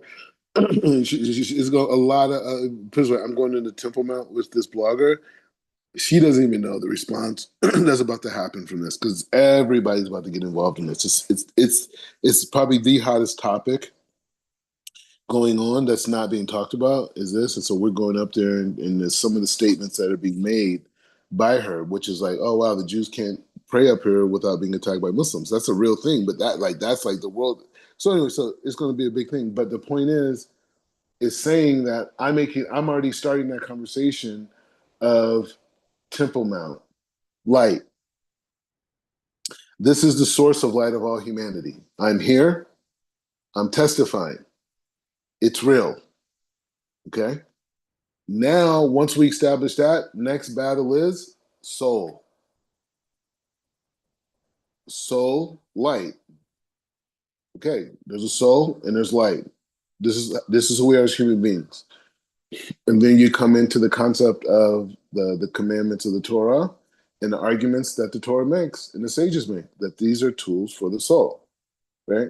So either you deny the soul or the soul is real. Now, underneath that, you have the African-American narrative, you have all these other different things. Right now, the main thing is dealing with this concept of the soul. And where does light emanate from? According to our tradition, the light that comes into the world comes down in that area where I'm standing in front of on those videos. That's where it comes down. And it emanates from there for the rest of the world. So is that real or is it not real? If it's real, I just said the biggest concept that ever existed in Black history, right? In African American history, what I'm saying to you right now, No leader we ever talked about has ever even had the imagination to talk about what I'm talking about. Not even imagination. Maybe you could take a speech and he said this word or this sentence or this paragraph, whatever. Okay, very nice. We're past that. This is we're talking. This is where the source is, and it ain't me. It's the source. It's not me. Don't look at me. Look at the source, right? And so we're dealing with those fundamental issues of light and vessel, right? And we're dealing with those issues of light and vessel, and then how we emanate. Underneath that, yes, I mean, you have the African American. So there's so many stories. The African American is a story is something because that's where I come from. But you know how many Spanish stories there are, Hispanics, right? People that are descendant of so many Jews that were expelled other places that went into these late, what we call now South America and all these other places, even Africa. So it's so many stories out here. Like it's so many stories. And it was supposed to be that way, right? There's Asian people, descendants of Israel, Spanish, Black, African, North African, West African, East African, Central Africa, whatever. Big deal. Just saying, what does it matter? There's nothing there. There's no secret room where there's some holy Jewish people with big beards in a secret room and all the power and the magic and all these things are there in this room. And if you could just get in this room, it doesn't exist. There's people in the Jewish community that believe that. And they're functioning on that basis. They're looking for this super holy rabbi to appear or them to be accepted into some super holy circles, and it doesn't exist. It's the Wizard of Oz. And I'm talking about the one with Michael Jackson. You know what I'm saying? There's nothing behind it. It's Richard Pryor. There's no Oz. There's no wise person. There's no wise group. There's no secret society. All that's false. That's all mind control. It's not real. Everyone's looking for it. Everyone's looking to it. Go to Bel Air. Go to Beverly Hills. Where you want to go? You want to go Aspen? Where you want to go? Scottsdale, Manhattan, Upper East Side, Hamptons. Go. Everyone's there looking for the guy. Now, some people are hotter than others, whatever, celebrity. But still, that comes and goes. So this whole notion that there's some secret wise people and there's some secret wise environment, and you just gotta adapt and connect and assimilate. No, that's a lie. It's you and God. You connect to the light. You could become whatever you want. Connect to the light force of God. Restrict your ego. Restrict your negative desires. Purify yourself. Separate yourselves from impurity. See what God turns you into. You don't need nobody. Can't nobody save you. Can't nobody do nothing for you. People can inspire you. People can give you wisdom that they picked up on their journey, but it's just you. So it ain't nobody. I'm in Jerusalem. It's no secret person. It's no secret. Have people elevated? Have people elevated and they reach certain levels where they could get blessings and they have certain clarity through life experience? 100%. People worked on themselves, worked on their behavior, worked on their midot, all these character traits, all this stuff. Yeah, and are they refined? 100%. 100%. But the point is saying that that's all it is. That's their experience. When we're reading these sages, the genius of reading the sages or the benefit of reading the sages because you're reading someone who did it. Like the kids are listening to Jay, Kanye, you know, Travis Scott, whoever, you know what I'm saying? They're listening to these guys because they are looking at 50 million, 20 million, 100 million, and they're looking at their situation. They're like, man, I barely have enough money to eat or to get, or get the things I want in life. If I just had that, wow, I would be like in Bina, right? Not really, right? But that's what they'll say. Not knowing what Bina is, but that's what they'll think, ecstasy. Man, if I just have 50 girls, wow. One wife, one girl. But imagine 50, right? This is the thinking. Wow, look at Floyd Mayweather. Look how many cars he has. He could drive a different luxury car every day. So that these concepts are people trying to connect to the light in the wrong way, right? They're connecting to the light in the wrong way. And so what we're trying to do is we're trying to make another argument and saying that's not your soul is not looking for the Bentley, bro. Your soul wants you to take that money that you would have had the Bentley with and go and feed 50,000 people with it. Go and find a village somewhere and wipe out hunger and figure out a way to create sustainable products for them to be able to do it. Not because you're such a good person. Oh, I'm such a good person. Look at me. No, no, no, because your soul needs light. And God created areas of depravity, of deprivation, right? Of deprivation and deprivation for you to fix it, for you to add. Not for you to judge and be, oh, wow, I'm too good for that. No, you see it. There's just people suffering this. So you say, God, bring me more clients. Let me make more money so I can fix some of the chaos in the world. Give it to me. I demand of you. I demand of you, Hashem, to give me more resources so I can do more to remove pain and suffering in this world. I demand it of you. You have a right to do that for others, not yourself. But for others, you have a right to demand. I mean, you demand for yourself too. Certain mitzvahs you do. But I'm saying when it's about you, it's not a strength as much as it is when it's about other people, right? And so it's just saying you have a right to demand that. So we should demand. So, Yeah, go ahead. so I guess could we use the Chabad model, because I guess what I'm saying is that in making that bridge and bridging that gap, it's all about the correcting of the soul. But we are being very specific about what souls we're talking about, as far as in what communities that we're talking about. So with that particular model, what we say, like, hey, we'll be working towards building those institutions in North America and in Africa, and bridging that gap between the two, and then even putting forth the resources to promote the collaboration of Hebrew Israelites and the broader community, because what I'm saying is that in being more specific in generalizing the direction that we're shooting the light into, because the ultimate goal is to actually help to prepare a vessel to share.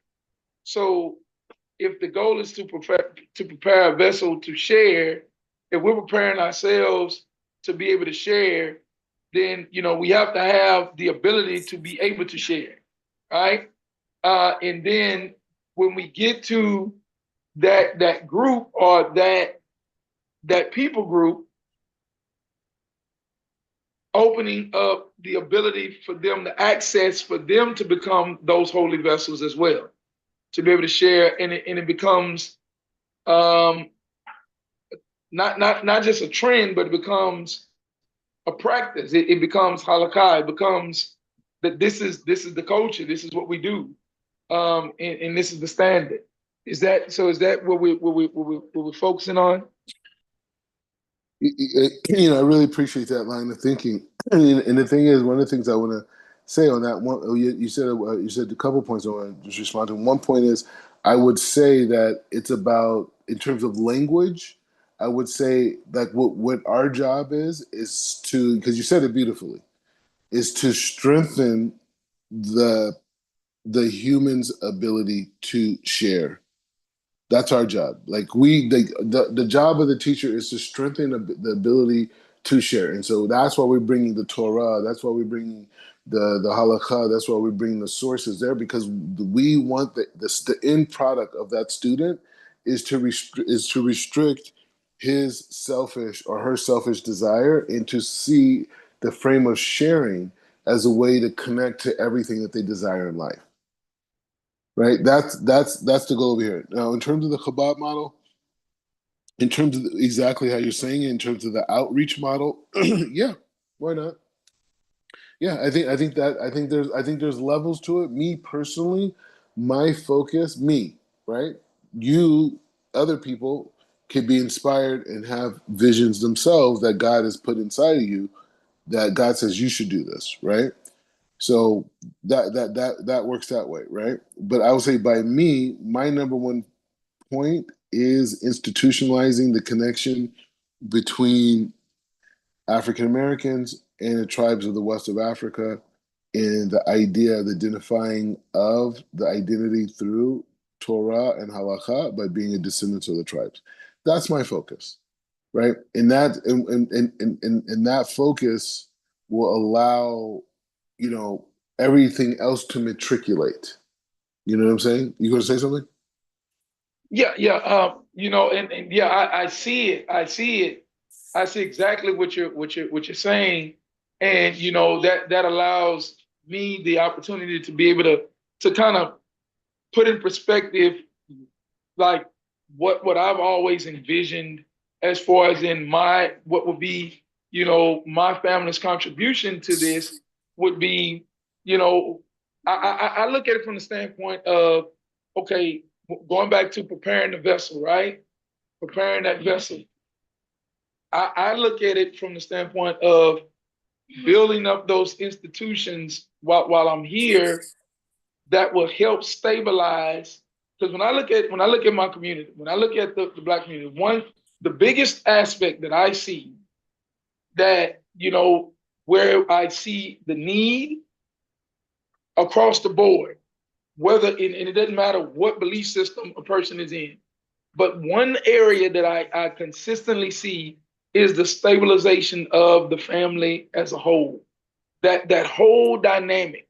So with with as we were reading, what we found out was that um, whenever there was a Jewish community that was moving to a new location, right?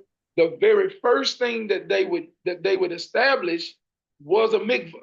Now, and the concept and the reasoning behind that was because of family purity.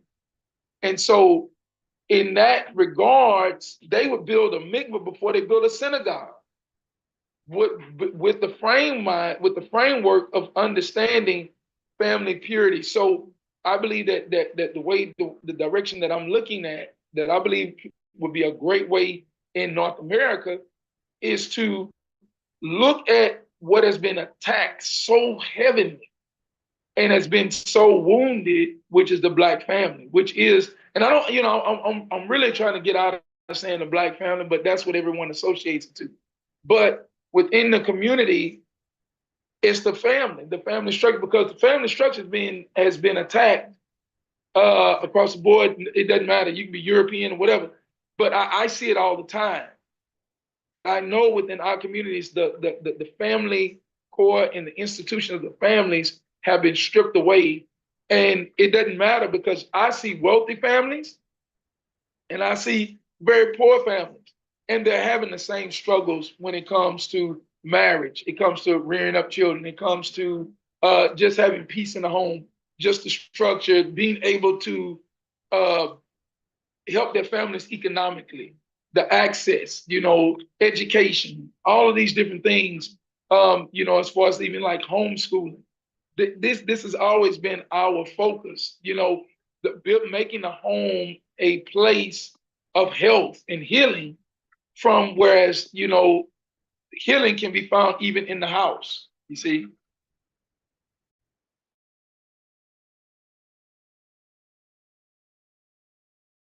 Yeah, no, I think I mean I agree with you. I mean, all these concepts are just, like I said, it's just these things that God reveals to us. He puts inside of us, and he provides solutions for it. And and it's a process. Now, I would say one thing that's interesting about the Chabad model and I think Chief Rabbi Pinchas is one of the first people I personally have met that really addressed this perspective. Is that the basis, like you see how you have Shulchan Aruch, right? The Shulchan Aruch is an abridged version of the Beit Yosef, right?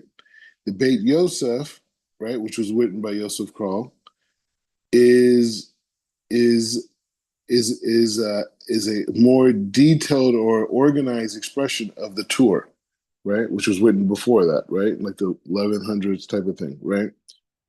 And so the thing is saying that that was the halakhic discourse as we understand it of the generations, how it progressed and how we have it now. Now the thing is, Chabad, the Alter Rebbe, right? He wrote his own Shulchan Aruch. And there's certain things that I mean are like everyone else, but he was specific about certain things, whatever, and he wrote that. So Chabad and those models in the Jewish world are strong, and those movements are strong because they built a halakhic framework that goes through all the halakha that was written in the Torah, abridged, organized with the Beit Yosef, and then now abridged in the Shulchan Aruch. We're reading the abridged version, and even by now we have the Kitzur Shulchan Aruch, which is Shulchan Aruch, right? So the point is just saying that these communities are able to pick up and build and go anywhere they want. Like say for example, Rabbi Levy, Rabbi Ford, all these guys. Like what did they not do? Why those communities are not here now? They had no halakhic structure. They were imitating other people's halakhic structure. And like I said, Chief Rabbi Pinchas is the only person to address that. And that's why he has Nusach Afriki, right? Which even that's Nusach, right? So it's just saying, but the point is just saying that the masters, like you see Breslov, right? Breslov has their own Lukute Halakha too. They wrote the Shulchan Aruch from their perspective, or the tour, whatever. They wrote from their perspective. And that's why they were able to build these massive communities because there's halakhic structure. So just saying like, oh, I want to address this issue. Okay, fine, you could do it. It's activism. It's in a particular area. But when you say Chabad model, they don't understand what we're talking about. We're talking about how to make a tefillin, right? How to make the devices to even do the circumcision. Like that's in the halakha, right? But if I'm going to create my own movement that people and the rabbis that I trained that hold by this, then you have to be able to provide that. Now, if you're saying, oh, what's Nusach Afriki, or you're saying this, okay, fine. But you gotta, you gotta show that mastery, right? You have to show that. You have to write your Likutei Halakha. That's what you have to do. If you want to play in that game and you want to say that, that's what you got to write. And then people go pick it up and say, okay, so now I'm going to form a community based off of the teachings of whoever, Rabbi X, right? And I could go somewhere else and I could do it. Even the Muslims, what did the Muslims do? They're imitating the Arabs. They're imitating the Arabs. Very nice. You're imitating the Arabs. Very nice. Wow. Bismillah Rahman Rahim. Right? Very nice. But what did you guys come up with? What did you come up with? Oh, you want to talk about social justice, right? You want to talk about social justice. You want to talk about fighting against racism, right? Okay, very nice. That's the level our leaders took you to. They spoke out against injustices. Look, you hear what you're talking when you say Chabad. You know what you're saying. It's an Alter Rebbe. He created a whole way of thinking for people that they're holding by today. Not the Lubavitch Rebbe in New York. Not by him. He's a byproduct of that. The Alter Rebbe. You know, when you talk about Breslov, these guys they create a whole way of thinking for their people that they could isolate it anywhere in the world and live by this. I'm Breslov. You know what I'm saying? Like it's unbelievable. Our leaders have took it to the level of activism. They've not given us a new way of thinking. We've attached ourselves to other things. The Christian church, sky, great, very nice. Wow. And people think like, oh, well, you're not proud of your heritage, right? You ashamed of yourself. You around all them white Jews. You ashamed of yourself. You hate you hate where you come from. Come on, bro. Like I'm just not eating chitlins, dog. Y'all eating chitlins. I ain't eating chitlins. You know what I'm saying? Like I'm just not. It's not healthy. It's not good for you. So my thing is like this. When we talk about that game, no, let's get on that learning. That's what Rabbi Pinchas, the chief Rabbi Pinchas, he's on it. He's like, okay, yeah, let's get on that Mishnah. Let's learn the Mishnah. Yeah, let's learn the Gemara. Let's learn these discussions, on God's thought, in the creator, in the creative will of reality. Let's get on that, right? And let's figure that out because everything else, all this other activism is just like, all right, it's cool. I mean, it's a cause, but it's not forming anything. Unless a person could wake up in the morning and go throughout their entire day and live and have tools to live in a certain way throughout that day, they don't got nothing, man. You know what I mean? It's just like, all right, I mean, you're dealing with a section. It's Mother's Day. What about the dad? What about Family Day? What about Parents' Day? All right, cool. And I'm not speaking towards you. I'm just speaking as a general concept in terms of how the world sees the world. It's like, yeah, we have to get on the tools and learn from masters and build out these structures. And Chief Rabbi Pinchas really started that conversation of like with Nusach Afriki. It's like, man, at least have the traditions that come by your people, incorporate those into the halakha process. The way you guys pronounce things, the dialect on how you guys talk. Incorporate that. The Yemenites did that. Yemenites say things different than Sephardic, and Sephardic says things different than the Ashkenaz. It was the way they spoke. And there's space for that, right? In the Torah, there's space for that, right? So it's just like, well, but if we're going to administer that, how do we do that? How do people pray? How do they do it? Oh, so we're going to imitate who? Only up to a point. If they're going to imitate other people, they might as well just go there and pray with them. If you're going to do your own thing, all right. Well, they need those tools, right? They need to learn how to pray, how to make the animals kosher. What's the reasoning? How a person came to that result. So, anyways, the point is saying it's there, and I think we're all working. I'm with you. Like God gave you a vision, you got to do it. I'm just saying when we use examples of Chabad, different people, we have to have a different analyzation, right? Because they really went in and mastered the system and said, hey, this is how we're going to do it. And we have the same ability. You know what I'm saying? Like we have the same ability, right? So it's not like it's something over there. It's just saying, let's just figure out, let's be clear on what it is that happened, right? Because they have their own halakha. Yes, you could read a bunch of teachings by the Alter Rebbe, you could read about all the different Rebbe's that came throughout history. You could read. I'm just talking about. I don't know. What I'm talking about the Chabad. I guess maybe because you brought that up. But the point is just saying like we could find so many different people. But the point is saying that they're all going off of a halakhic perspective, and without having a halakhic perspective, you can't build a community. Now you could import other people's things, but then it's not your community. I mean, it's theirs. It's a Sephardic community. It's an Ashkenaz community. It's a Yemenite community, or it's a Yemenite. If you want to get creepy, a Yemenite like, Sephardic like, Ashkenaz like, Hasidic like, It's like, all right, fine. I mean, I get it, but those people will ultimately be absorbed into that. But I'm saying that the African American has not got to that point.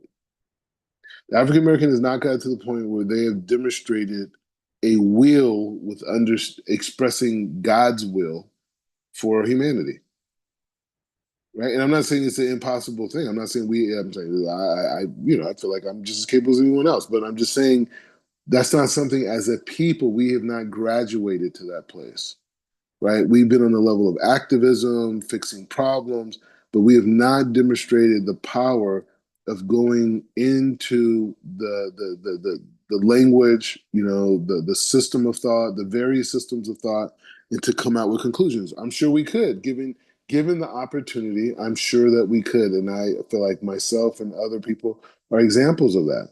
But nevertheless, this is where the game is, right? That's all I'm saying. This is where the NBA court is, right? Is dealing with the halakha and halakhic systems for communities, for thoughts, for individuals, for scenarios, and having a clear understanding of that and going through and the only way to do it is just go through the tradition. It's not like something you could develop on your own, right? You have to be clear on the tradition, these types of things. And so that, I mean, thank God a lot of things are translated into English now. It's open learning, all over the social media, these types of things. So a person can become a scholar and have access to the information, right? Just like me, I found people and learned here and there and came to Israel, whatever. But the main thing is just saying, like, it's just the greatness of the Jewish mind, right? And the sad thing is that we see it, not you, me, but other people see it separate than them, right? You see the genius of the rabbis in Spain. It's like, oh, well, those were people over there, or rabbis in Europe, or whatever, rabbis in North Africa, whatever. We feel, oh, well, that's separate than me. And it's just like, you know, Kanye is obviously doing terrible things, right? But like I said, I'm looking at everything from the tree of life. But I just remember he was talking about Beyonce winning a Grammy or something like this, and he was saying, "When Beyonce win, we all win." And he was talking, kind of like from a black perspective, whatever. But I want to take that idea and say, like in general, when the great thinking of the Jew is isolated from black thought, isolated from white thought, is isolated from Hispanic thought and Asian thought or any thought, right? In that way. Now, there are Jewish minds that are part of those communities, but the Jewish mind is separate than them, right? We're separate than them intellectually. And it's not talking down, right? It's not talking down. It's the difference between learning with students versus learning by yourself, right? How much more you think you're going to learn if you have to think about the person listening, not just your own self, right? But the point is just saying that we're working through it. But I would challenge and say that us as African Americans is like we have not entered that game, and not just in Judaism, in anything, in the Islamic world, in the Christian world, they don't dictate the perception of how Christian theology is. They may be able to profess it, right, and communicate it effectively. They're like, wow, look how outstanding he is. He says it with conviction. You see in Islam, you see African American imams. You see them out there creating a mode of thought from Islam. Bro, they're calling themselves Shabazz, Malik, Amid, Sharif, all these names, and I'm not mad at it. I grew up with a Muslim. You know what I'm saying? Like I'm not dissing myself, but I'm just saying I have enough free will to separate myself from what I've been told versus who I am. You know what I mean? Like those two things are connected in some areas, and in a lot of areas they're not. Right? So it's just saying that so that reality is like that's what I'm dealing with. I'm just like I'm on that like I mean it's like okay so cool like black people we say this we got this we did all right but like so when did we ever dictate it in Islam? When do you see a black imam, African American imam coming in and dictating a mode of thought? Malcolm X did not communicate a thought of Islamic thought. He's up here talking about civil rights in America and the injustices of America and the plight of the Negro and all this. And that's cool. But you're not dealing with the soul though, bruh. You're not dealing with correction. You're not dealing with tikkunim. You're not dealing with reincarnation. Like, so it's just like, I hear you. Martin Luther King, I hear you. Wow, that's a speech. It gave me goosebumps. Make it to the mountaintop. I'm not going to be there, but we're going to make it there. It's metaphorical. Okay, I get that. And I'm not, God bless Martin Luther King and his family and everything that they went through, for justice in America. I'm not putting that away, but I cannot hold by this.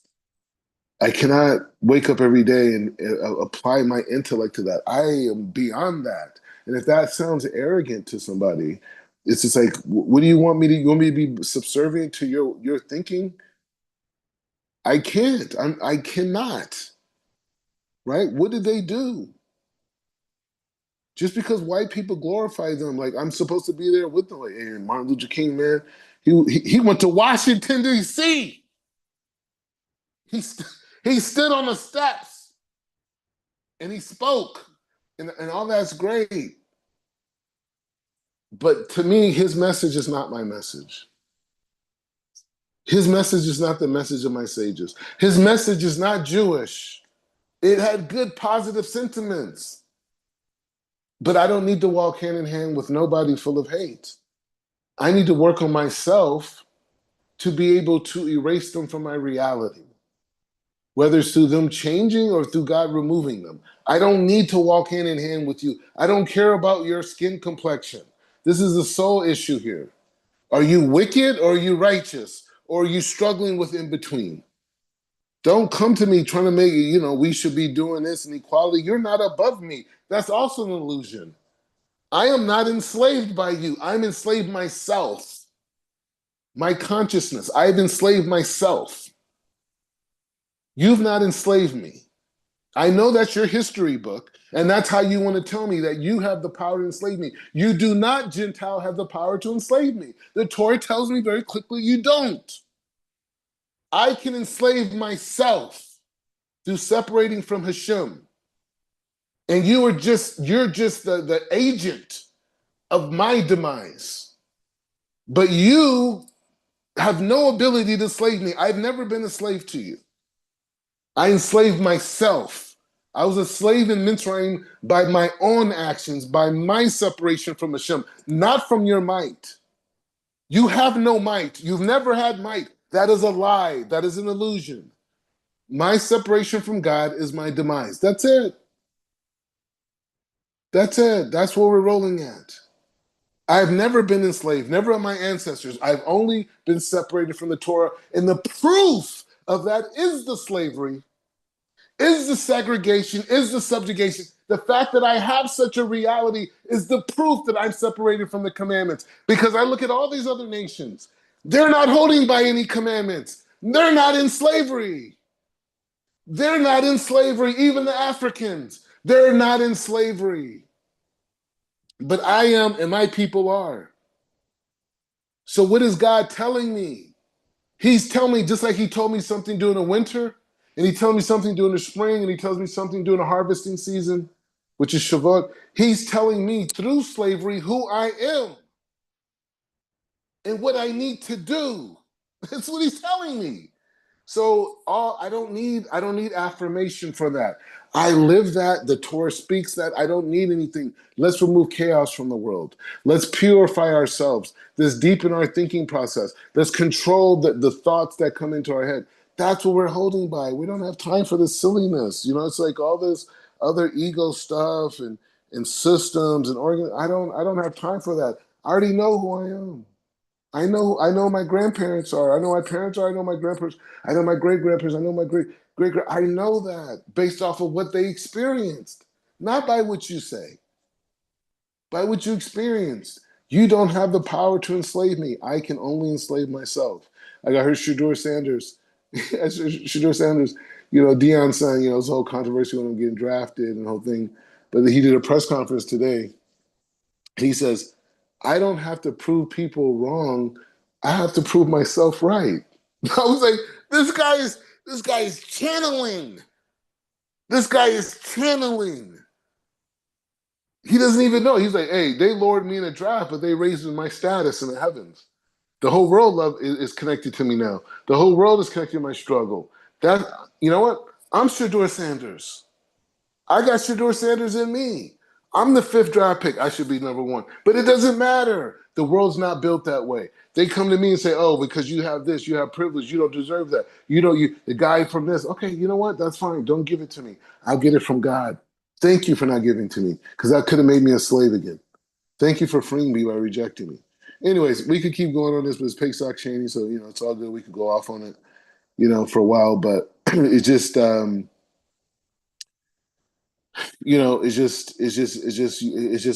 remove chaos from the world. Invest ourselves into our Torah, invest ourselves into learning, become scholars. Yes, that's it. Go ahead. You jump in on it. Go ahead. No, no. I'm just saying. Yeah, I understand. I get it. And that's where it's at. Gotta become the scholars. Gotta develop that show of mastery. Exactly. That's it. Now you that is the highest levels.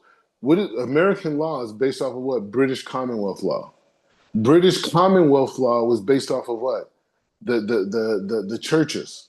The churches learned their law from what? The Talmud. The court systems, the judges, the witnesses, the system, the whole thing, operating society. They took it from the Talmud.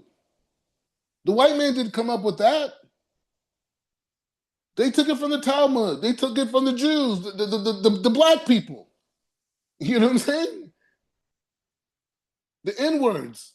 They took it from the slaves, bro. That's where they took it from. And they built a whole Western society on these premises.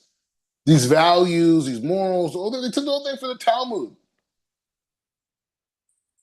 You know what I'm saying? And they Europeanized it in the perception of the world, so you wouldn't have any traces. You won't know where it's at. No, that's from Babylon. That's from Babylon.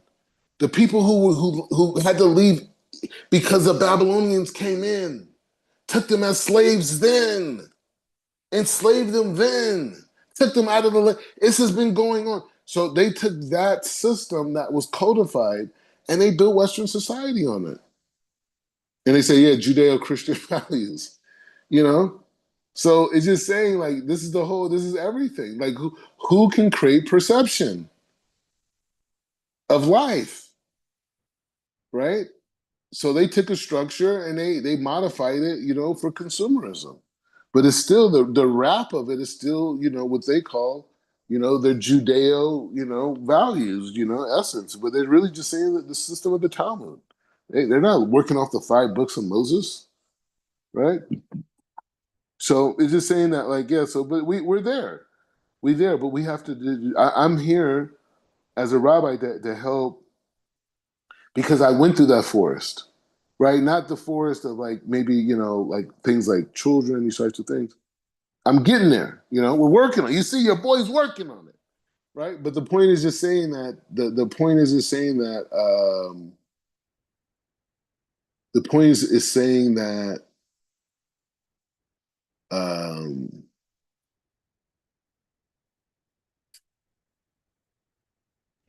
In other words, develop develop the intellectual warrior class. there you go. There you are. And Chief Rabbi Pinkas, he has a name for it. It is from the Ari, B'nai Aliyah, the sons of ascension, right? And so, like, you like that, and so that's where we're at, and we want every single part of our body to be obedient to the Torah. We want all of our minds, thoughts, everything to be obedient to the Torah, in line with the Torah. And so when we speak, that's what the people are getting. That's what I'm saying. I'm like, hey, the people deserve sages, but we got to turn into that. You know what I'm saying? Like, that's the work. The work isn't like, okay, we know what the people need. Let's become those people, right? And I think one of the mechanisms of doing that intellectually is moving past the African American thing. Now, by default, those are going to be people that are drawn and attracted to us. We have to focus on souls and people with big desires, right? And helping those people help other people, the people who could go out and reach millions of people. Like this girl, obviously she has a big desire. Obviously, right? And position the right way, she could bring a man prophets in this world. It's just not being used. Rachav. Rachav.